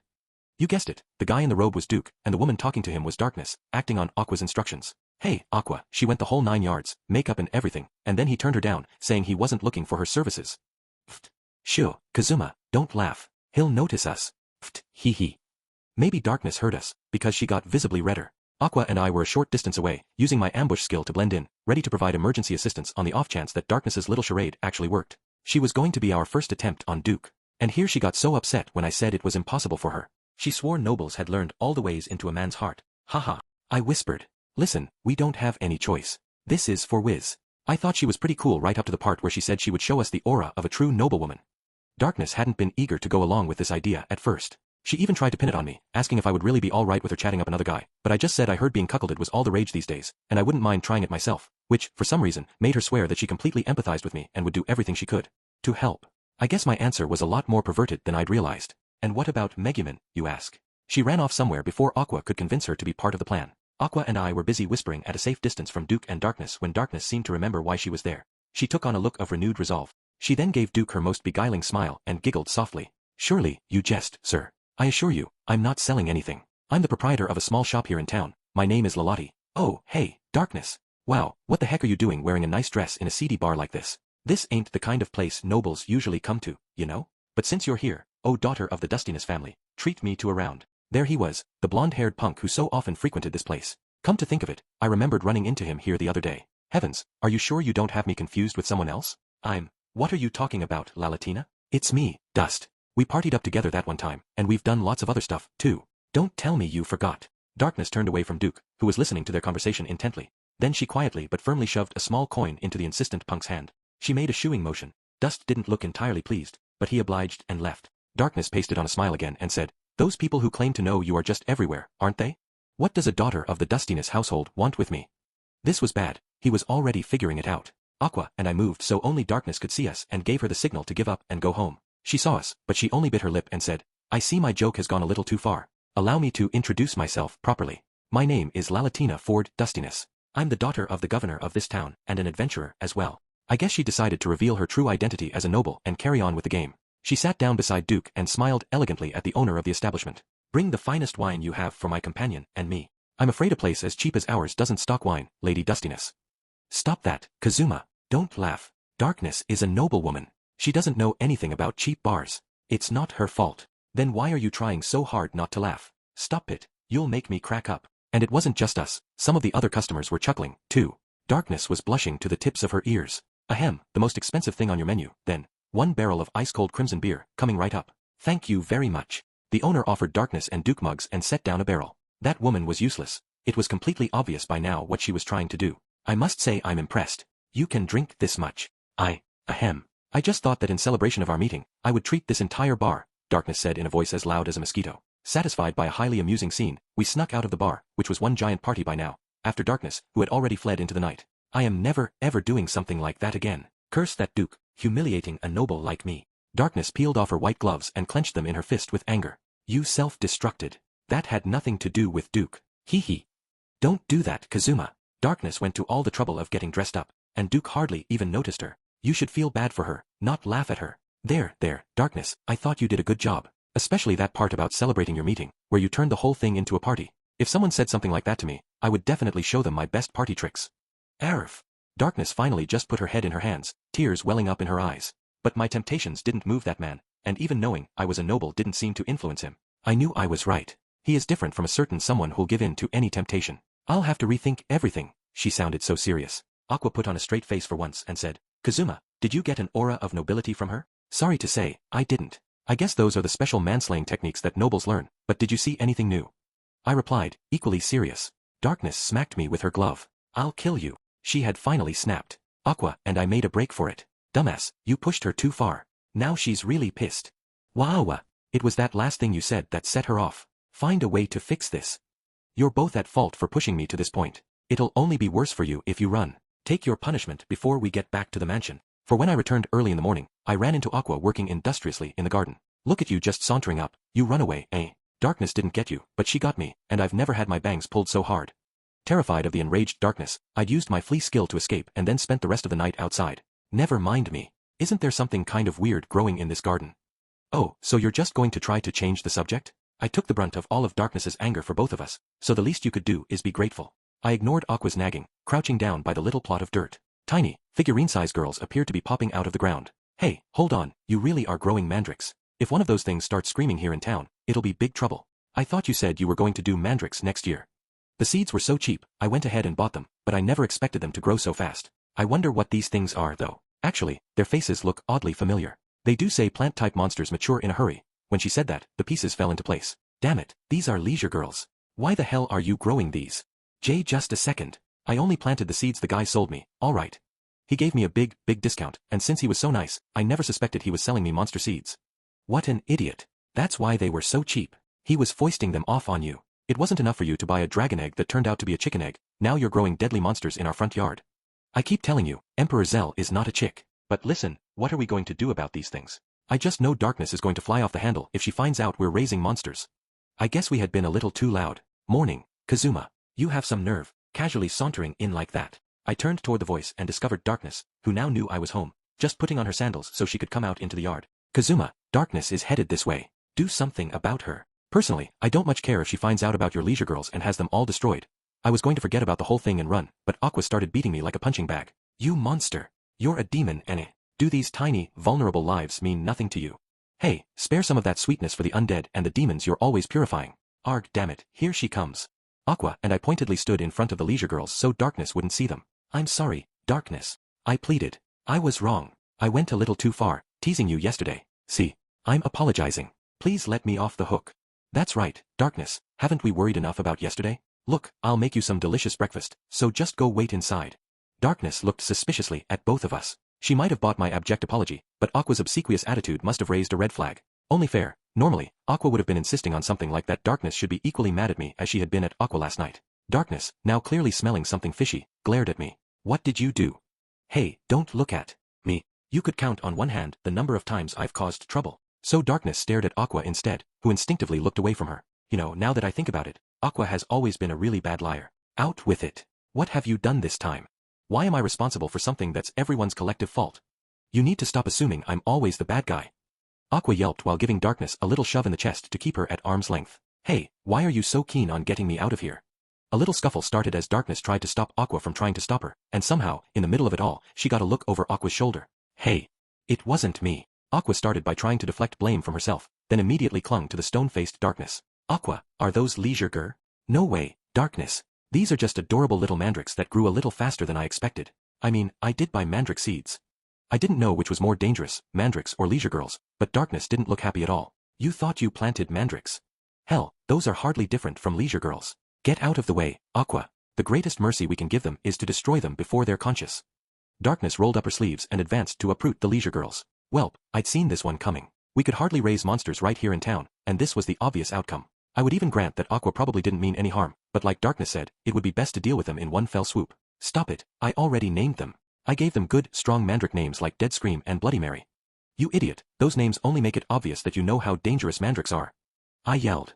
It was stupid of me to feel any sympathy for you at all. Darkness, get those damn things out of here. I shoved Aqua out of the way face first. Just then, good morning. As ever, our household appears to be quite lively so early in the day. What did you do this time? There was Megumin, our supposed runaway, and for some reason, she was covered from head to toe in mud. 5 Megumin had taken a bath and was now stuffing her mouth full of breakfast to warm herself up. Where in the world did you go, Megumin? I didn't realize you were so desperate to avoid chatting up that guy that you'd spend all night practicing your survival skills. I wouldn't have forced you. So just don't go putting yourself in any more dangerous situations, okay? You're quite mistaken. How much of a wild child do you think I am? Granted, I did leave the house because I didn't wish to have to seduce anyone, but there is a good reason why I was so muddy when I came home. She let out a breath. I wasn't sure if she was annoyed or calm, and wiped the corner of her mouth. Oh, is there? What, did you see an experience-rich monster and go chasing after it? Or maybe some kids made fun of your name, and you went chasing after them? I resent that remark. These days, there are no children in town who dare make fun of my name. I've dished out enough punishment to make sure of that. Yes, and their parents have been complaining to us, Darkness said. I'm always the one who has to go over and apologize. Remember that, will you? You're not going to do any more of that, are you? She sounded a bit nervous. As for me, I encouraged Megumin to go on with her story while I made tea. As it happens, after I left the house last night, I had nowhere to go and wandered around town hoping I might bump into some adventurer I knew so I could freeload off them. Apparently, for pretty much the first time ever, she hadn't managed to find anyone she knew. She'd headed for the Adventurers Guild, assuming there would be someone there she recognized, but Yun happened to be there desperately looking for someone to help her with those trials of hers, so I lent her my aid again. Forget the rest. I can see where this is going. I tried to cut her off, but Megumin's eyes flashed and she said, but listen, Kazuma. I am capable of learning from past experiences. During our previous attempt, the riddle we were presented with in the first trial got on my nerves, and I sort of let my magic slip. This time, so there would not be any accidents if I got annoyed, I gave my staff to Yun before we arrived and simply tried to keep up with her after that. Ha! Megumin normally loved to be out in front, hogging the spotlight. Maybe she was growing up a little. But as it turns out, while they admitted Yun Yun despite her earlier failure, I, who destroyed the entire testing area last time out, have been banned from participating as a partner. So, after consulting with Yun Yun, we came up with a plan. We would sneak into the testing area at night, when no one was looking, complete the trial, and then demand that our achievement be recognized. I guess all that maturity was just my imagination. Megumin still said the strangest things. So we trudged through the forest to reach the new testing area, hastily constructed in the wake of the destruction of the previous one, and this time, we resolved to confront the riddle properly. After all, our team consisted of the Crimson Magic Clan's greatest genius, myself, and her self-proclaimed rival, Yun Yun. No test of intellect could stop us for long, or so we assumed. I have a bad feeling I already know how this story ends, I said. Megumin wouldn't meet my eyes, which didn't increase my confidence. When we thought about it, we realized that since graduating from school, we both had only practical experience. No matter how many times we attempted the riddle, the magical item refused to pass us, so I grabbed my staff back from Yun Yun and destroyed the testing facility. And it being nighttime, the noise attracted the local monsters. Just tell me you weren't discovered by the villagers, I said nervously. Megumin replied proudly, let me put your mind at ease. While we were running away from the monsters, the villagers, alerted by the explosion, came running in our direction, so Yun Yun used teleport to get us back to the village, where we acted like we didn't know anything about it and even got dinner. But incidentally, I seem to have underestimated the Crimson Magic Clan's knowledge of magic, for the next morning, they somehow discovered that I was the culprit and insisted I should compensate them for the magical item. Of course they figured it out. You used explosion magic. Knowledge of magic. My ass. No one else uses that spell. Why would they? I grabbed the invoice Megumin held out to me apologetically and gave her the money. I'm very sorry, Kazuma. Next time, I assure you, we'll be sneaky enough not to be noticed. You're learning the wrong lesson. Just stop. Megumin, sipping the tea I had made and seeming quite happy with it, said, so what in the world happened here? She looked innocent and puzzled. 6WH, what are you going to do about this? I'm not going to do anything. You're just as guilty as Aqua. You helped her plant that garden. Megumin sounded suitably terrified when I told her about the leisure girls. I swear I never imagined we'd gotten monster seeds. While Megumin tried to make excuses, Aqua tugged on my sleeve. Kazuma, I promise I'll raise them right.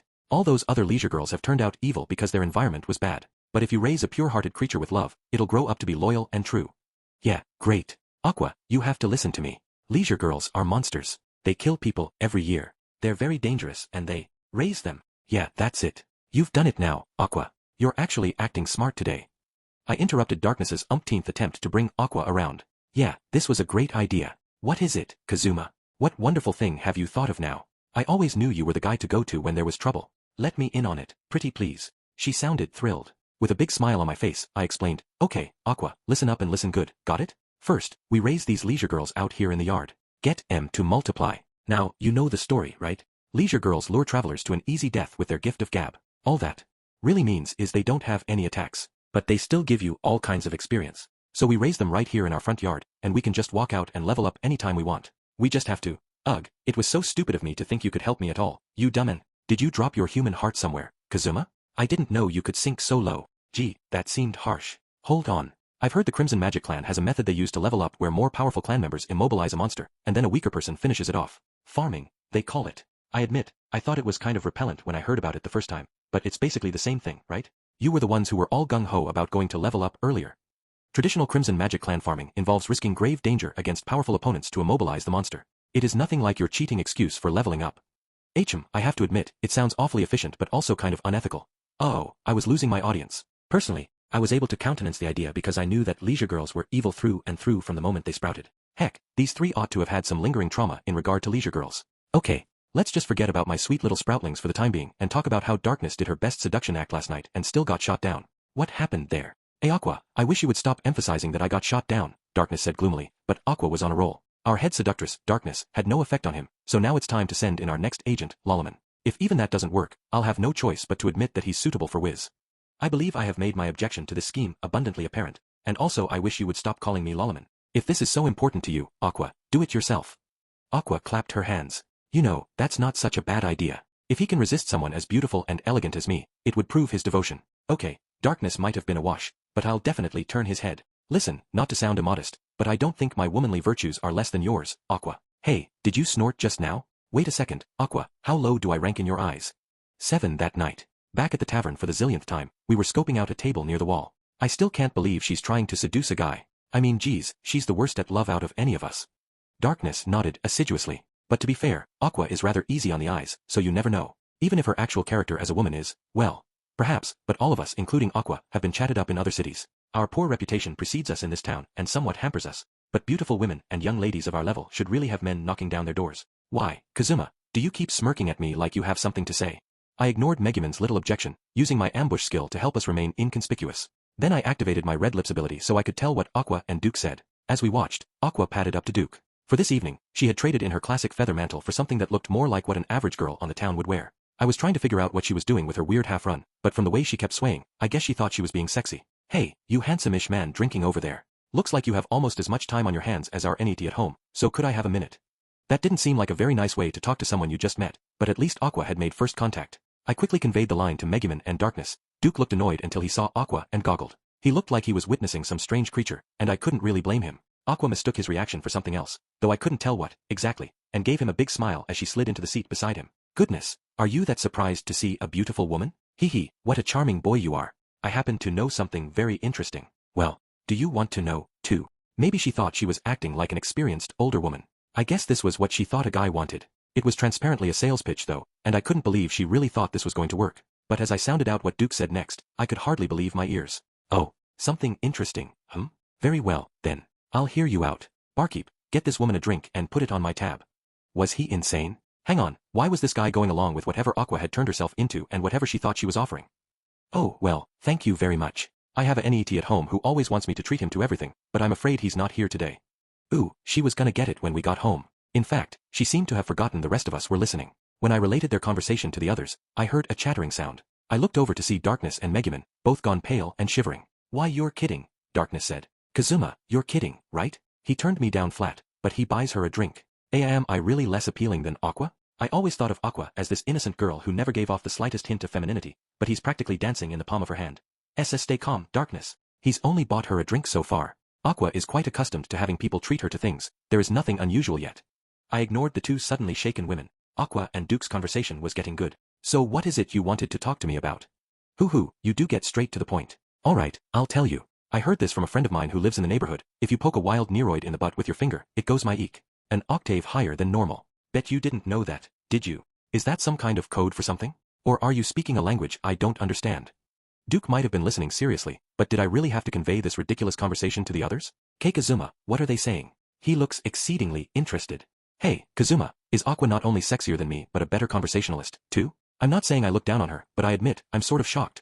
I would have felt too stupid telling Megumin and Darkness what Aqua had just said, so I went back to focusing on the conversation. How about another one, then? The pink Mayurumuru shell has the word shell in its name, but it's actually related to the sea anemone. When threatened, it wraps its feelers around its head like a shell and turns like a screw at a high speed. Oh, I'm sorry, is this all going over your head?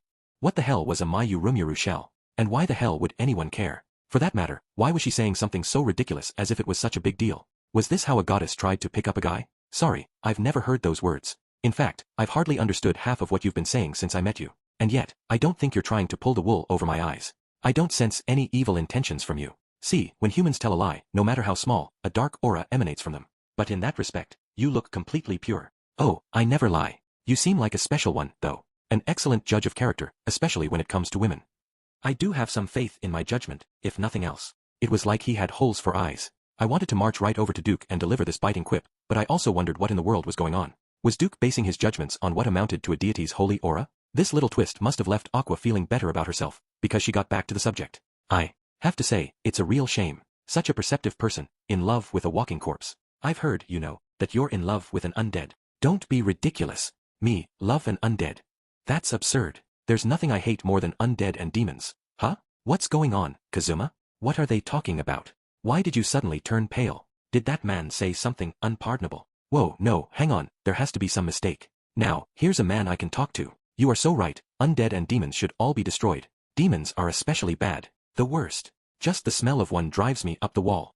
I agree completely. I have an almost biological hatred of demons. I don't know why they even exist. What is that goddess Eris doing? She's supposed to be responsible for this world. Okay, this was getting really weird. My image of Duke was being torn to shreds. You can't blame her. Poor Eris just can't manage to do anything without her wonderful senior goddess around. At least, that's the rumor you should spread if anyone you know asks about it. Oh, and one more thing. Let me give you a very helpful bit of information. Eris pads her bra. That's a major point that's even in the Axis scriptures. Make sure everyone knows. Eris pads her bra. Ha ha ha, that is good to know. If I ever see her again, I'm going to tease the hell out of her with that little tidbit. Hey, Kazuma, explain to us what's going on. It looks like they're really hitting it off. Is it just me, or does Aqua look like she's having the time of her life? Is it safe to leave them together? I just wondered how the two of them could be so excited over such a stupid conversation.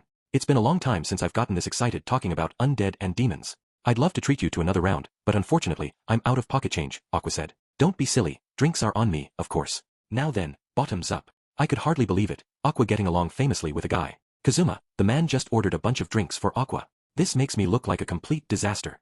Darkness, it seems Aqua was right. We were children. This is reality. We could only watch in complete disbelief. I'm going to drink myself silly, Aqua exclaimed. Chapter 5 The Impact of True Love for this lich. 1 Aqua didn't come home until the next morning. The first thing out of her mouth was, "That Duke is such a great guy. I had a wonderful time." Aqua, so you're an adult woman now? No, Megumin, Aqua was always an adult woman. Darkness and Megumin looked at her with awe and respect, while I decided to quiz her about what had actually happened. So what exactly did you do last night? After it devolved into a normal drinking party, I got bored and went home. And here you are, returning in the early morning. Don't tell me you really. I mean, did you have some adult fun?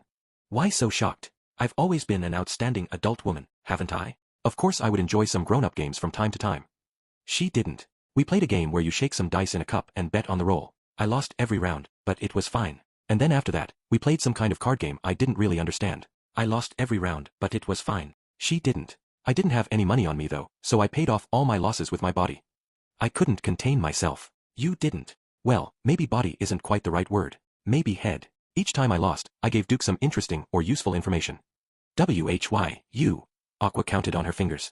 Like types of edible shellfish, which flowers have sweet nectar if you suck on them, all sorts of things, but it still wasn't enough. So, Kazuma, maybe you could fork over some money to make up the difference. Call it a necessary expense. Stop with the misleading word choices. You're gonna give me a heart attack.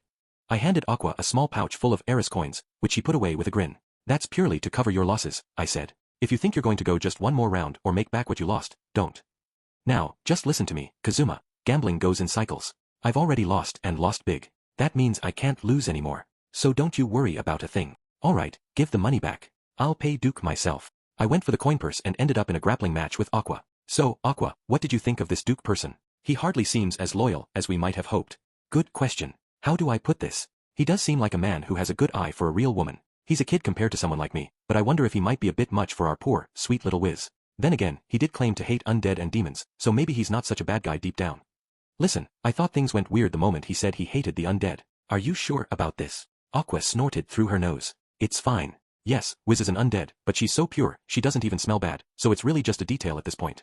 Kazuma, for some reason, hearing Aqua approve of this guy immediately makes me suspicious, Darkness said. Funny. Me too. But we only checked out what kind of guy he is, I said. In the end, it's Wiz's decision what to do about it. Besides, even with all Aqua's flirting, he only drank with her. Even I do that with the lady adventurers I know, and I wouldn't expect some disloyal lout to stop there. I might say that it is rather disloyal and loutish, Megumin said, squinting at me. Actually, when I told him I knew Wiz, Duke gave me a message for her. It's all right. No one who hates demons can be a bad person. Come on, let's go to the magic item shop. Aqua announced, still completely pumped. When we got to the shop, we discovered that for whatever reason, Penguin's suit was behind the counter, working the store. Sacred High Exorcism. Bayag. Stop exorcising Zealishilt every time you see him. It's such an inconvenience to have to bring him back. Vanir said, fuming at how Aqua insisted on purifying Zealishilt the moment they met. Aqua seemed to enjoy exterminating the penguin. Forget about that. I have a message for Wiz, so bring her out here. Vanir gestured toward the back of the store as he revived Count Zealishilt yet again. Wiz is out back, chatting with the flowers. Frankly, looking at you makes me feel awful, so go tell her whatever it is and let me enjoy myself. Aqua, clutching what looked like a letter, headed outside. Hey, Vanir. You looked into the future regarding this Duke guy, right? What made you like him so much? I took him for a real man's man at first, but it turns out he hates demons and the undead. So tell me, what's going on? If I told you, it would spoil the fun, wouldn't it? BWA ha ha ha ha ha ha, I myself do not lie. As I foresaw, our love-addled shopkeeper shall answer that man's feelings. And when she does, one who receives blessings and happiness beyond all measure shall be born. That much is certain. I promise you a demon doesn't lie, so sit back and enjoy the show. Seeing how excited Vanir was about this only made me feel way worse. Aqua and a demon were both fans of Duke. Something felt very wrong about this.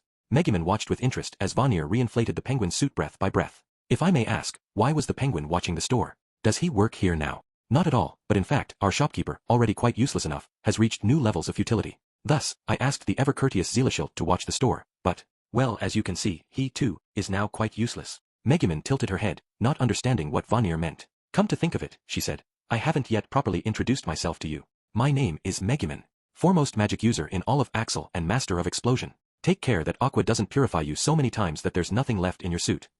Oh, a young lady of the Crimson Magic Clan.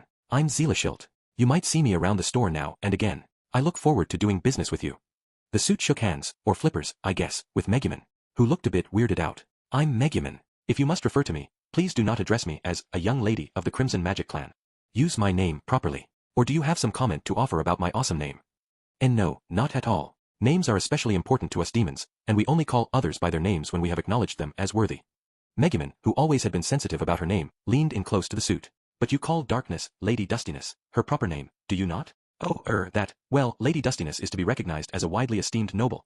Darkness grinned a little, as if she was actually sort of pleased to hear this demon say that, just as Aqua came in with Wiz and mumbled, "We're back." She actually sounded kind of tired. And as for Wiz, "Oh, Kazuma, hello." She somehow managed to look both melancholy and oddly excited at the same time. I've been thinking very hard since then, about whether I should accept Duke's proposal or stay here and help Vanir's dream come true. As I have made abundantly clear more than once, this shop would do better with you as a homemaker rather than its proprietor. Vanir's words went in one of Wiz's ears and out the other as large tears welled in the corners of her eyes, and she made a dramatic gesture like a tragic heroine. Oh, to think that such a fate should befall me, when all I was doing was trying to run my shop in peace. Oh, Lady Aqua, whatever should I do? Vanir surely needs me. And yet, what I need is your magic, not your business acumen or lack thereof. Still not really hearing what Vanir was saying, Wiz gazed out the window, putting a hand firmly to the glass. And yet, dear Duke does need me, rather he can't live without me. He told me he could think of no one else. I don't think he said that. And now that he's said that, Lady Aqua, what should I do? Which path should I choose? I guess Wiz wasn't hearing me, either. She clung to a rather annoyed-looking Aqua. He seems like a good guy, and I would recommend him, I guess, Aqua said. Would you? So he even passes muster in your eyes, Lady Aqua, and to think, he wants me. Wiz started chuckling with uncharacteristic glee. Hey, what happened to Wiz? I asked. You fed her something weird, didn't you? Be not so suspicious. Out of concern for the tragic state of my shopkeeper, I have been giving her only the best things to eat. And for some reason, my enervated employer came under the misapprehension that I was being kind to her in order to convince her to stay and continue running the shop. I guess it wasn't easy being Vanir. And eventually, she got like this, huh? Precisely. Day after day, her brain falls further into ruin. If nothing else, it has prevented her from ordering strange items, so she is less of an impediment to business than she used to be. But emotional attacks are rather more effective against us demons than half-baked magic, you see. Unaware that we were talking about her, Wiz was looking longingly at Vanir. He heaved a sigh, a remarkably human one for a demon, and said to her, "Oh, overly aroused shopkeep. You received the letter summoning you, did you not? So go and finish this. Then return to your usual self and fulfill your contract with me." Wiz asked, "Is that your way of saying that you want me to continue running the shop, even though I always put us in the red? I doubt you would listen to me if I told you to make me the owner instead." Vanir's mouth twisted in disdain, but it was the first time he had been clear about what he really wanted. He wanted Wiz to stay at the shop. At least, I figured that was what this meant. Prickly on the outside, soft on the inside. A genderless demon such as myself is incapable of such things. Now, stop making these sickening remarks and get going. I am the all-seeing demon, yet I have known you quite long enough to guess perfectly well what you mean to do without using my powers. It will not be easy, but don't worry. You, I am confident, can emerge victorious. If you'll excuse me, I'm going to go place some wholesale orders. So apparently, he already knew what was going to happen and how it would turn out. This weirdo Duke of Hell, the alleged all-seeing demon, said, "At the end, I promise I shall appear. I have grown fond of you, and today, I believe I shall let you enjoy yourself. After which, I shall consider your recent debts forgiven. Though you were once a human, you held your own with a demon like myself. You shall not now be defeated by the likes of him. Now, for hell's sake, go." And then Vanir, of all things, smiled at Wiz. "Yes, sir." 3. The letter Wiz had gotten specified where she was supposed to meet Duke, the communal graveyard on the edge of town. Kind of a weird way to set the mood when you were going to confess your love for someone. Reflecting on how Vanir had sounded like he was sending us out to a battle, I thought back again to what Duke had said. To be completely honest, I'd had a really weird feeling about things for a while now. It was like the puzzle just wouldn't come together, or like I'd pressed the wrong button. This was what I thought I remembered Duke saying. "Enough prattle. Face me in combat, I switch." And actually, I thought I remembered him then going on like this. Why, you ask? It's obvious. So that I can demonstrate my power to you and convince you to quit your job. Yeah, that was how he'd proposed. Proposed? Hang on just a second. Was that really a proposal? Wiz, stumbling over herself, had responded. Why you want me to marry you? But no, he had never said anything about a marriage proposal. That was only what she had read into it. And this was how it had ended up. "I will take up the work on your behalf. Now, let us go. You." And then Wiz had teleported away, and there hadn't been any combat. What was wrong with this picture? I was still conflicted as we shuffled toward the cemetery. "Hey, Wiz, you know what? Duke treated me to a drink." "What? What do you mean by that, Lady Aqua? I thought everyone said he was single-minded and loyal." "He's just proposing. He's just confessing his love." Well, I thought I might find out just how loyal he really was. I guess he couldn't resist the allure of someone overflowing with charm like myself. We drank together till dawn. But don't worry, he never made a move on me. He never even gave off the evil vibes I get from Kazuma every single day. Oh, I see. But don't worry, Lady Aqua. I've already decided on my answer.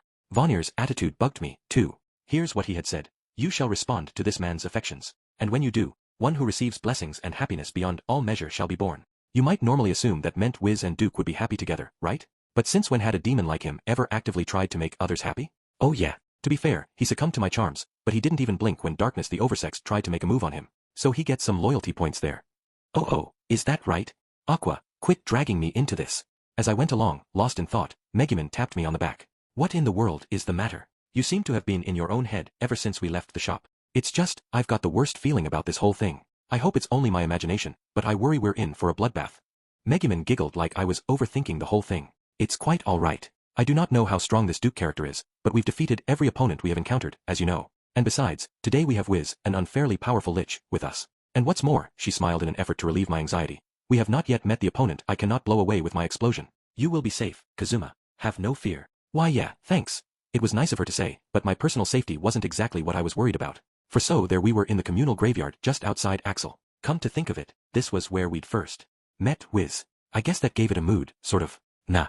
No it doesn't. Ha. What doesn't what? When we got to the appointed place, Duke was already there waiting for us. He was wearing a weathered robe and cape, definitely not dressed like he was ready to get down on one knee. When he saw we'd come with Wiz, he looked surprised. Kazuma Satu coming here is one thing, but I see several faces I recognize in this crowd. The Dustiness girl and, my good friend who chatted with me about my Urumura shells until dawn. Seriously, what the hell were my Urumura shells? And, friend.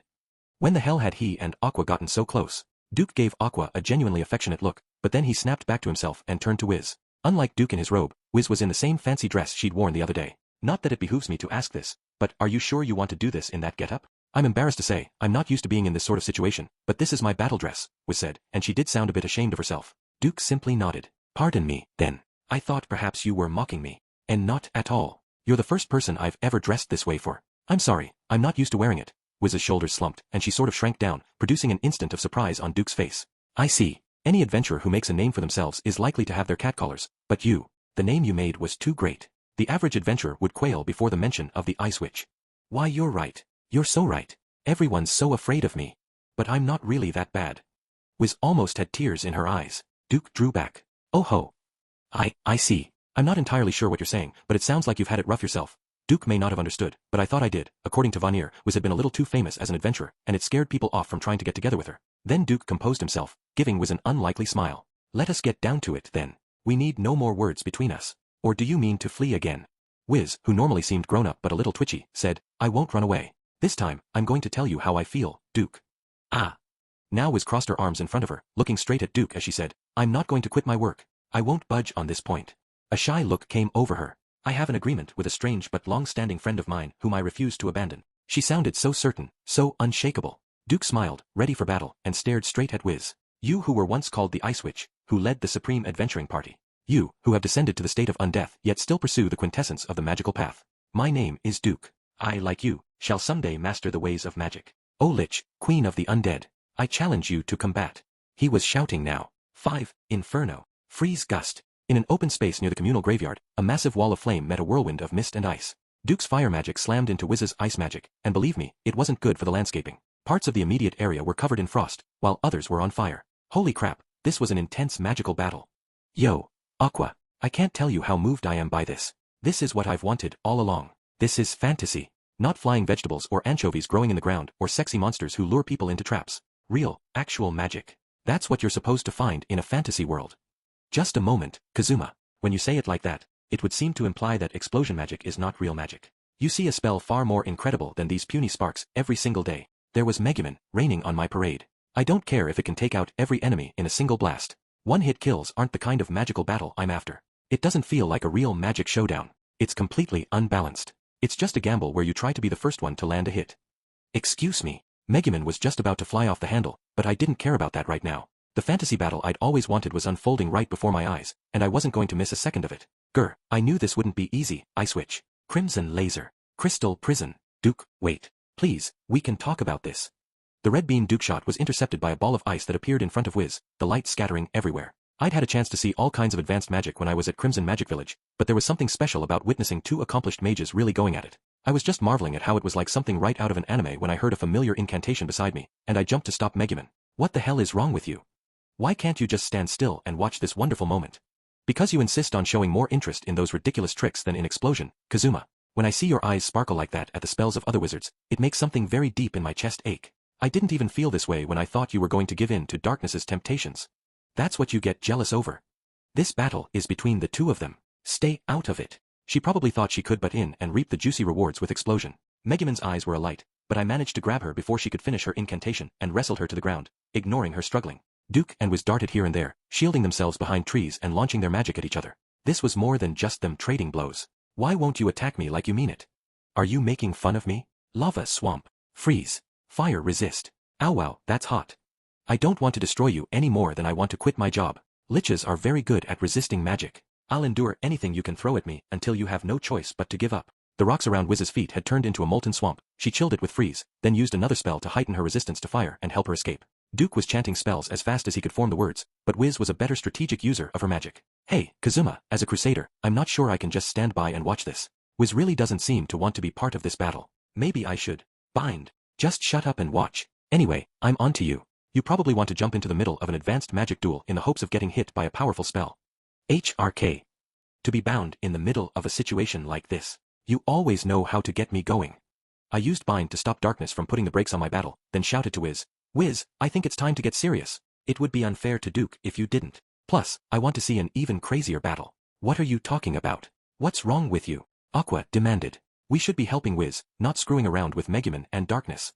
I judged though, that Wiz had the upper hand, and since she wasn't in any danger of being defeated, I was going to burn this sight into my retinas. As a lifelong gamer, I owed it to myself. I hear you, Kazuma. I do. But imagine how I feel when the person who was so bent on romancing me just a few minutes ago suddenly attacks me. Wiz sounded beyond despondent. But at that moment, Duke, who had desperately been slinging spells until then, got a look of real resolve on his face. I knew you were holding out on me. Well, I won't let you. Try this on for size. Sanctuary. With that, he unleashed a circle of holy magic large enough to encompass the entire cemetery. What? Ow! Wiz didn't have time to react, and she took the full brunt of the spell. Particles of light floated gently around the circle, glowing every time they touched Wiz's body. A holy magic circle? Hey, Aqua, archwizards can't do that, can they? Well, duh. The only ones who can create holy magic circles are priests, archpriests, and crusaders. But Duke was using advanced magic too. I wonder why he can create that circle. While we had our little question and answer session, Duke glared at Wiz and held up his hands. He must have been putting more magic into the circle, because the flow of particles got stronger. HRRRGH. Duke, please remember. Remember the day we first met. How you tore off your robe and tried to present me with your naked body. Don't put it like that. People will get the wrong idea. There's an audience here, so I'm keeping my clothes on, but there was an explanation for that. I recalled that when Aqua had used a similar circle of holy magic on Wiz, she had started to disappear immediately. I guess Duke's magic wasn't quite as strong as Aqua's. Wiz braced herself against the light, continuing to try to appeal to Duke. And then the next time we met, you said to me, I have studied you, have thought only about you. I have focused single-mindedly on training myself. And, I know everything about you. I understand you better than anyone in this world. No one has ever thought about me so hard for any reason. What are you saying? Ah, forget it. Fight like you mean it already. Even you will disappear at this rate. Duke looked a little disturbed, but he was more upset about Wiz's refusal to fight back. Wiz sounded like she was comforting a small child. Truthfully, I was almost happy to hear you would go so far for me. But no matter what you say, you won't convince me to quit my job. And I still don't know you very well. So, perhaps we could start by being friends. The whole area went silent. Duke looked like he was trying to process what in the world he had just heard. You did it. Way to go, Wiz. You're right, it's way too soon to be getting married. Aqua exclaimed. Duke just gasped. Ha! Being set back on his heels seemed to drain the power out of the magic circle, which faded and disappeared. I guess all's well that ends well, Duke, right? I was just, testing you when I tried to chat you up the other day. Please don't assume I'm easy. I'm glad for your sake that at least Wiz didn't completely shoot you down. Ha! Darkness was chuckling, but Duke still sounded like he couldn't believe his ears. Frankly, I believe Wiz has worked even harder than you. But, Duke, was it? I shall put your mind at ease. You appear to be laboring under some sort of misapprehension, but Wiz has quit her job exorcising ghosts for the real estate agent and no longer comes to the cemetery to comfort the spirits here. So you need not worry on that account. Ha!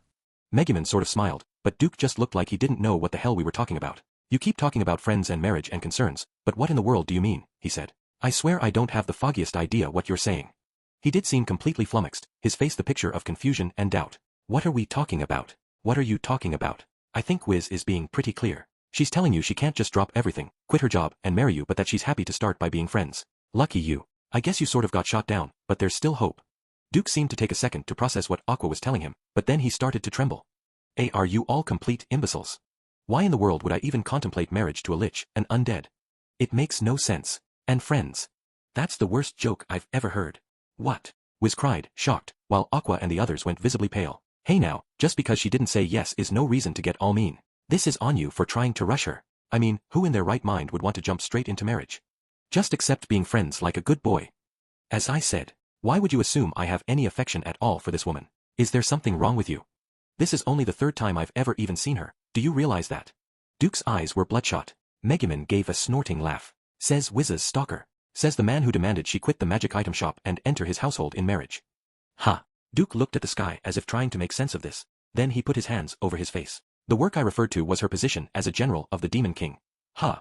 Now it was Megumin's turn to sound surprised. Duke's voice was as quiet as a fly. I said, I meant her job as a general of the Demon King. I couldn't care less about her magic item shop. He looked profoundly tired as he shrugged off his cape. Everyone but Aqua and me sort of looked away from him, but suddenly, Wiz spoke up. What? Tch, that's the Demon King's. That was when I realized there was a sigil I didn't recognize emblazoned on Duke's chest. Wiz seemed pretty shocked by it, but the rest of us were looking at something else. Arg. You've been a fallen angel all this time. Just when I thought you were one of those rare people who hated demons and undead, it turns out you're one of those fools who turned their back on the gods. See, Kramit. What about you? I thought I'd finally found someone who hated the undead and demons and even the goddess Eris as much as I did. But look at the way you're dressed. You were a damn priest all along. On Duke's exposed back was a pair of pitch-black wings. If Aqua was right, then I guess this guy used to be an angel. The emblem of the Demon King on his chest showed that this particular angel had fallen and was now serving the archfiend himself. Aqua puffed out her chest at the enraged Duke, looking more pleased with herself than ever. Dummy, who do you think I am? A fallen angel like you should bow before me. My name is Aqua, the very deity of the Axis Church, worshipped by 20 million followers the country over. The goddess Aqua herself. Duke's eyes went wide. Ha, just another mouthy broad. Hold it right there. Aqua, almost in tears, suddenly realized something. Wait a second, you sneaky sneak. Now I get why you were able to use holy magic. So you turned your back on the gods, but you're willing to use their incredible power to get yourself out of a pinch. Aren't you ashamed of yourself? I said shut up already. The gods think nothing of making us angels do whatever they want. If I use a bit of their power, it's only fair. Think of it as making up for my unpaid salary. You all probably don't know it, but every single goddess I've ever met is, but that was as far as he got. BWA ha ha ha ha ha ha ha. BWA ha ha ha ha ha ha ha ha ha. Laughter rang out, laughter that managed to sound evil and arrogant and mocking all at once. As it echoed around the cemetery, I thought, when did he get here? Welcome to our little frontier town, oh you who aspire to be a general of the Demon King without knowing your own limits. An always pitiful errand boy of the divine has made himself more pathetic still by falling from grace. There he stood, a tall man dressed in an impeccable tuxedo, his face hidden by a mask. The all-seeing demon, Duke of Hell, the great Vanir stood on the highest ground in the cemetery, looming over us. 6. I see I'm just in time for the juiciest part. Ah, to think, I almost missed the main event. Vanir said teasingly. Main event? What was he talking about? Master Vanir, this is a matter between Wiz and me. You may be a former general of the Demon King, but I urge you not to intervene. Duke looked quite concerned. Maybe he was worried about Vanir. And then, you tricked me. Wiz had her eyes on the ground, ignoring the intruder. I never tricked you. I challenged you from the start with the intention of taking your place as a general of the Demon King. I grant, I did try to take off my clothes the first time we met. I was going to display this emblem and explain my intentions. Duke seemed willing to offer a reasonable explanation for everything, but Wiz didn't look up. I thought you were proposing to me. I thought someone was saying. They loved me for the first time in my life. Oh, well, I do feel somewhat bad about that. But if I may say so, you seem to have jumped to conclusions yourself. No one would ask someone to marry them after only meeting them 3 times. He wasn't wrong. No, he wasn't wrong, but he also wasn't reaching Wiz in her current state. I was consumed with trying to decide whether I should take a leave of absence from the shop or what I should do. I thought so hard about it. But I felt bad for Vanir and came here intending to turn you down. Are you happy, playing with the heart of a lich who's just a little late to the game? I won't forgive you. I've never been so humiliated. This is worse than when Vanir and I fought back when I was a human, and he left me practically in pieces. IW was so sure you were proposing, and now. Ha. MMMBWA ha ha ha ha ha. Wiz was extremely agitated, but Vanir seemed to find something hilarious, laughing so intensely, the sound struggled to escape his mouth at times. He was rolling on the ground, he was so overcome with mirth. Vanir, what is so funny? Don't tell me, you knew this would happen. Oh, was this what you meant when you said that one who receives happiness beyond all measure would be born? Did you mean yourself as you feasted on my anguish? Bwahahahahaha. Mwamwahahahahaha. This is paradise. I haven't felt bad vibes so intense in ages. Delicious. Delectable. BWA ha ha ha. Vanir. Wiz yelled with tears in her eyes. Look, I'm sorry about amusing this demon, too. But this isn't entirely my fault. If you didn't live in the middle of a bustling city, I might have been able to show you my emblem when we first met and challenge you properly. Then this misunderstanding would never have happened. Yeah, that's right. The way you fled your responsibility to take up residence in a human town shows you aren't suited to be the king's general. Wiz looked scandalized by this invective. It was never my choice to be the demon king's general. His Majesty begged me to do it because there was no one else with enough magical power to sustain the barrier around his castle. And yet, you call me a coward. If the charge is unjust, then prove it to me. The demon king's generals have been whittled down, and now the barrier of which you speak is in danger. What's more, even the fortress that stood on the front lines in the battle against humanity has fallen, and the underwater project pursued for so long has failed. And when I dug up what information I could, I discovered that pathetic-looking young man was somehow connected to all of it. I first took him to be beneath my notice. He was murdered by kobolds, after all, but you see where it got me. Yes, I'm talking about you, Kazuma Satu. It was starting to look like I was suddenly the center of attention. I seem to remember that when we met at that tavern, you said you were rooting for me. But now I see you were only trying to get me to let my guard down, and you've even brought Master Vanir to help close the net. Hehe, a clever plan indeed. In other words, while I had been stumbling around, trying to figure out what the heck was going on, Duke had been dreaming up this plan he thought I was following. I mean, I didn't really care. It was no skin off my nose. Maybe I should even play along, say something like, I'm impressed you figured it out. I've already reported all of this to His Majesty. Before long, this town will be subject to the greatest attack the Demon King's army can muster. You've got to be kidding me. Hell of a thing for a guy to do. Just when my life was settling down and I thought I could get started on my harem. I was thoroughly disappointed, but Duke smiled. Just as he was about to say something else, though, he was blown forcefully backward. I didn't know exactly what had happened, but I saw where Duke went. Ouch! He had been slammed square into one of the tombstones. He rose unsteadily to his feet and looked over to Wiz, who was standing with her palm outstretched. She seemed to have cast the magic spell without even an incantation. The biggest attack the king can muster? On this town? He's going to target us. Wiz sounded completely detached, cold, even. Just then, something grabbed my collar. It was Aqua, looking more than a little frightened and watching Wiz and Duke from safely over my shoulder. Hey, Kazuma, does this sound as bad to you as it does to me? I think the time for enjoying our little games is over. Set me free from this bind. Darkness was squirming under the ropes, but I couldn't deal with her right now. I'd only seen Wiz look so composed on one other occasion. So you're finally ready to get serious, huh? I've got to say, I knew you liches were impressive. To unleash power like that without even an incantation, you sure haven't been wasting all that TI. But before Duke could finish, he was hit by what must have been an invisible ball of magic and slammed into the tombstone again. To mention Wiz's age when she was already about to lose it, maybe this guy wasn't as smart as I'd thought. Kazuma, I don't like the way those clouds are moving. Personally, I do not object to being all tangled up with the one I love, but as I am not darkness, perhaps you could release me soon? I must be ready to unleash my magic at any time. If I let you go, you'd just spoil the whole moment by dropping an explosion on their heads. It's alright, when Wiz gets like that, she can handle anything. Just you watch. I took my own advice and looked to see what would happen next. Like I said, I'd seen this once before, back in Arkanlisha, when one of the Demon King's generals, Hans, admitted to eating the old guy who looked after the hot springs. One of Wiz's conditions for not attacking members of the Demon King's army was that they not harm civilians. And when Hans broke that rule, she blew him into a million pieces. I was clenching my hands into fists, thrilled about the huge battle I was sure was about to go down, when Vanir appeared beside me. Young man, do not look away from what is to follow. I, the all-seeing demon, proclaim you shall presently see the most wonderful of wonderful things. Vanir sounded ecstatic, and I couldn't help grinning. He'd been all gung-ho about Wiz becoming a bride, but he considered Wiz fighting to protect Axel something even more wonderful. I was surprised to realize that maybe Vanir was a bit like me, not always completely open about how he felt. Grrrr. Infern. Cursed crystal prison. Before Duke could get off the fiery blast he was aiming for, Wiz encased him in a prison of ice, her attitude as cold as her magic the entire time. Not all of him, just the top half. No longer able to talk, or breathe for that matter, Duke started to smash himself against the ground, going pale. But it didn't so much as scratch the magical ice, and eventually he started to get tired. Do you surrender? Wiz asked. Her voice was so quiet, I wondered if it would even reach Duke under all that ice. But he turned a desperate look on Wiz and nodded as best he could, wobbling the entire time. Freed from the ice, Duke coughed profusely, then slumped to the ground. Aqua ran over to Wiz, obviously thrilled. Way to go, Wiz. Pushing a guy to the brink of death because he shot you down. Now, that's what I call getting even. Hold on, Lady Aqua. I didn't do it to get even. Wiz protested. I let out a breath, glad to see her back to her normal self. Yo, Vanir, why didn't you let Wiz know she had it all wrong? It didn't have to get this crazy. They could have had a little duel, and that would have been the end of it, I said. You know what? He's right. Darkness added. Hey Vanir, thanks to you, I had to try and seduce that guy.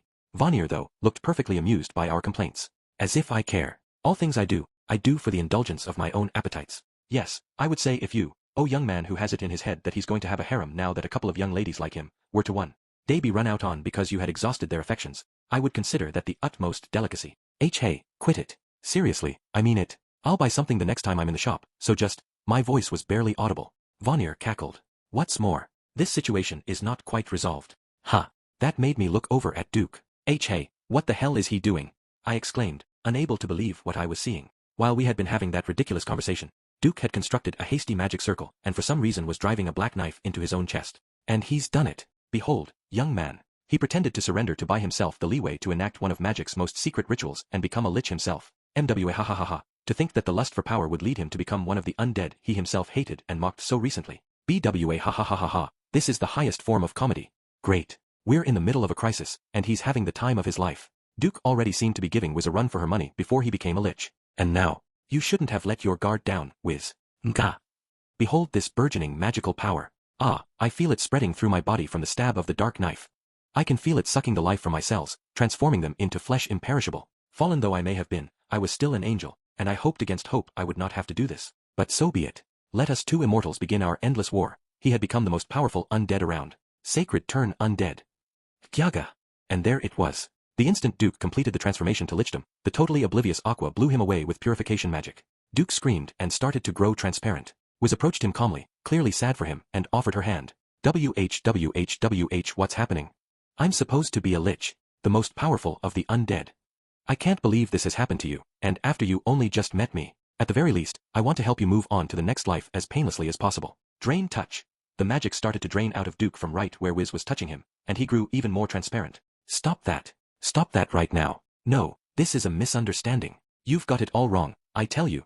He was practically throwing himself at Wiz, who must have looked to him like his last best hope as he realized he was fading away. A misunderstanding? You went so far as to make yourself a lich. What misunderstanding could there possibly be? Wiz was normally a soft touch, but now her eyes had a steely glint. She refused to be taken in by Duke's chatter. Well, the whole lich thing for starters. I made myself a lich because, I know, it wasn't so I could get revenge on you, it was so we could walk the same path together as undying creatures.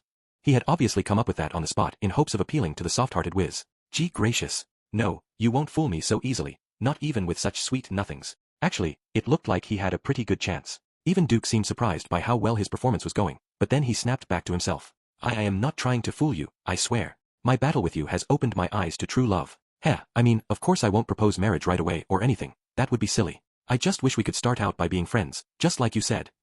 Start out as friends. Crap, our late blooming lich friend was becoming putty in the hands of this glamrock fallen angel. I was starting to think the smart move would be to let Megumin blow him away before Wiz completely fell for him. Not even bothering to hide the eager twitch of his lips, Vanir shouted to Wiz. Oh, easily deceived soft-touch shopkeeper, I give you a word of advice. Just like demons, angels lowly enough to fall have no gender. At that, Wiz slammed into Duke, screaming out an incantation. No, wait, Duke was trying to get a word in edgewise when, explosion!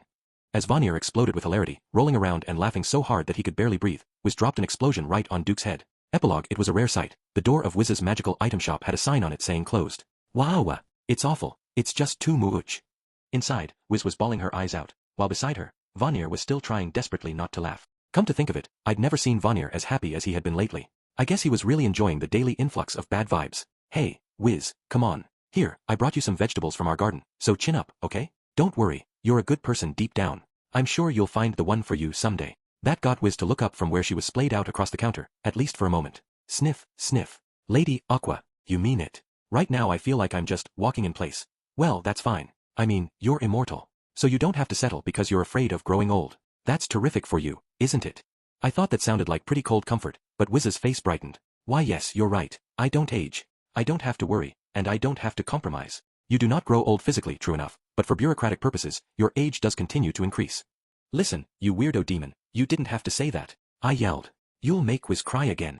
I felt bad for Wiz and all, but I had to admit that, there in the noisy shop, I heaved a sigh of relief. Things were finally back to normal. Duke had claimed that the Demon King's army was going to storm this town, but at the moment, our peaceful town of novice adventurers seemed like it couldn't be quieter. No sign of an impending attack anywhere. I was really hoping I could just keep on living my life. But right then, arg, that's enough pitiful whining out of you, you lovelorn shopkeeper. Dry your tears and get back to work minding the store. Are you going to fulfill your promise to me, or not? Do you realize how many centuries it will take to build my dungeon if we don't sort out this store? I may be immortal myself, but my dungeon will be pointless if humanity goes extinct before I can build it. I know, you don't have to tell me. The fate of a lich is such that even if she was to be joined to another in matrimony, that person would inevitably pass away, leaving her alone. After humanity goes extinct, I'll be here, all by myself. Wiz was still sniffling, obviously overwhelmed by everything that had happened. Gods. Vanir sighed. You are not the only immortal around. Us demons, for example, do not age or die. Until that day when my dungeon is complete and some adventurers strike me down, I at least shall be around, so compose yourself, oh friend of mine. Wiz looked up at that. So you're saying that if your dungeon never gets built, you'll be here for me forever, Vonir? Okay, I see that I'm going to have to usurp your ownership of the shop if I'm ever going to realize my goal. Very well, I suppose I haven't been taking this as seriously as I might. It's been a while since I had to apply myself to something. Vonir grabbed Wiz by the collar and dragged her out of the store. Wait, Vonir, forget what I said. I'm sorry. I apologize. I'll try my hardest. I'll do my very best, so please forgive me. Winter was on its way, and the air was crisp and clear. Wiz's tearful shout could probably be heard all over Axel. That's terrific. All's well that ends well. What part of that was terrific? We were on our way home from the magic item shop. We weren't in a hurry to get back, making little detours to do some shopping and eat. Marriage. Darkness, as the only daughter of a noble household. You feel this is a subject that concerns you, do you not? Megumin said. Darkness's eyes began to brim, most suspicious. My father is wonderful and understanding, so I guess I have a little more freedom than a lot of nobles in that respect. But maybe I am getting to an age where I have to start thinking about it. Of course, if we're going by age, maybe we should start with Aqua. Hey, Kazuma, let me tell you something interesting that I learned lately. Listen to this. So in Darkness's room is this hilarious diary of her time with us. But that's not what I want to tell you about. I want to tell you about the weird little device she keeps hidden under the diary. It's this thing she dreamed up that, Aqua, come here for a second. I always keep my room locked, so how'd you get in? And how much do you know? Darkness dragged off Aqua, never to finish her interesting story. Just as the mansion was coming into view, Megumin said, Kazuma, how many children do you hope to have? HRK. I just about choked. That had come out of left field. Truth be told, I don't have anything against kids. In fact, I kind of like them. But just the other day, I bought a few protective items from Vonir, and I'm not talking about armor. Just in case. While I was still trying to decide what the right answer to Megumin's question was, we discovered there was someone standing at our front door. A Crimson Magic clan member, holding a generous souvenir. Of course, there was only one person who was conscientious enough to bring us a gift like that every time we helped her. Well, if it isn't Yun Yun. Let me guess, you came for a visit, but when you found we were not here, you waited for us? What shall we do to amuse ourselves today? I am all fired up after seeing someone else's explosion magic for the first time in a very long while. Perhaps we should go to the lake and see which of us can catch the most fish. Yun Yun, though, appeared troubled. I knew that look. This was the part where I got dragged into something dangerous. That's right, I could learn, too. Ahem. Kazuma sir, well, I'd like to ask you. Yep, there it was. But Megumin stepped forward as if to shield me. Her eyes glowed crimson, and she stood practically nose to nose with Yun Yun, staring her down. What exactly do you want with Kazuma? Out of all the people in the world, you are forever relying on this man, and this man only. You ought to be ashamed of yourself. But I failed the trials twice, and it's all because of you, and I have no one left to turn to. Yun Yun's shout seemed to carry all the way up to the big blue sky. Afterward, thanks so much for buying volume 13 of Konosuba. God's blessing on this wonderful world. Time sure flies. I made my debut as an author with the series, and now I've been in this league for 4 years. Now that I've joined the ranks of veteran authors, I can get away with forcing editorial to indulge some of my whims. For example, if I tell them to go to an alternate world and bring me a real, live goblin because I need it as research material to write the best possible book, they jump to it. If I ask them to rent out Shinjuku Station for a day so I could play hide and seek there, they'd probably go along with that, too. Compared with that, getting them to let me go without deadlines so I can just be a total NET for a while is, well, it's as off-limits as stealing candy from a baby. Sorry. I'll keep working. So anyway, this volume was mostly about Wiz and Vonir. The two of them have a relationship that seems a bit like the one between Kazuma and Aqua, but one of them has no gender, so I guess it's not exactly the stuff of a romantic comedy. And thus, our late-blooming shopkeeper will forever be, etc., etc. So with that, the next volume will feature the Crimson Magic clan. Will our retiring young lady be saved, or will she have to go back on her claims that she's the rightful chief of the clan?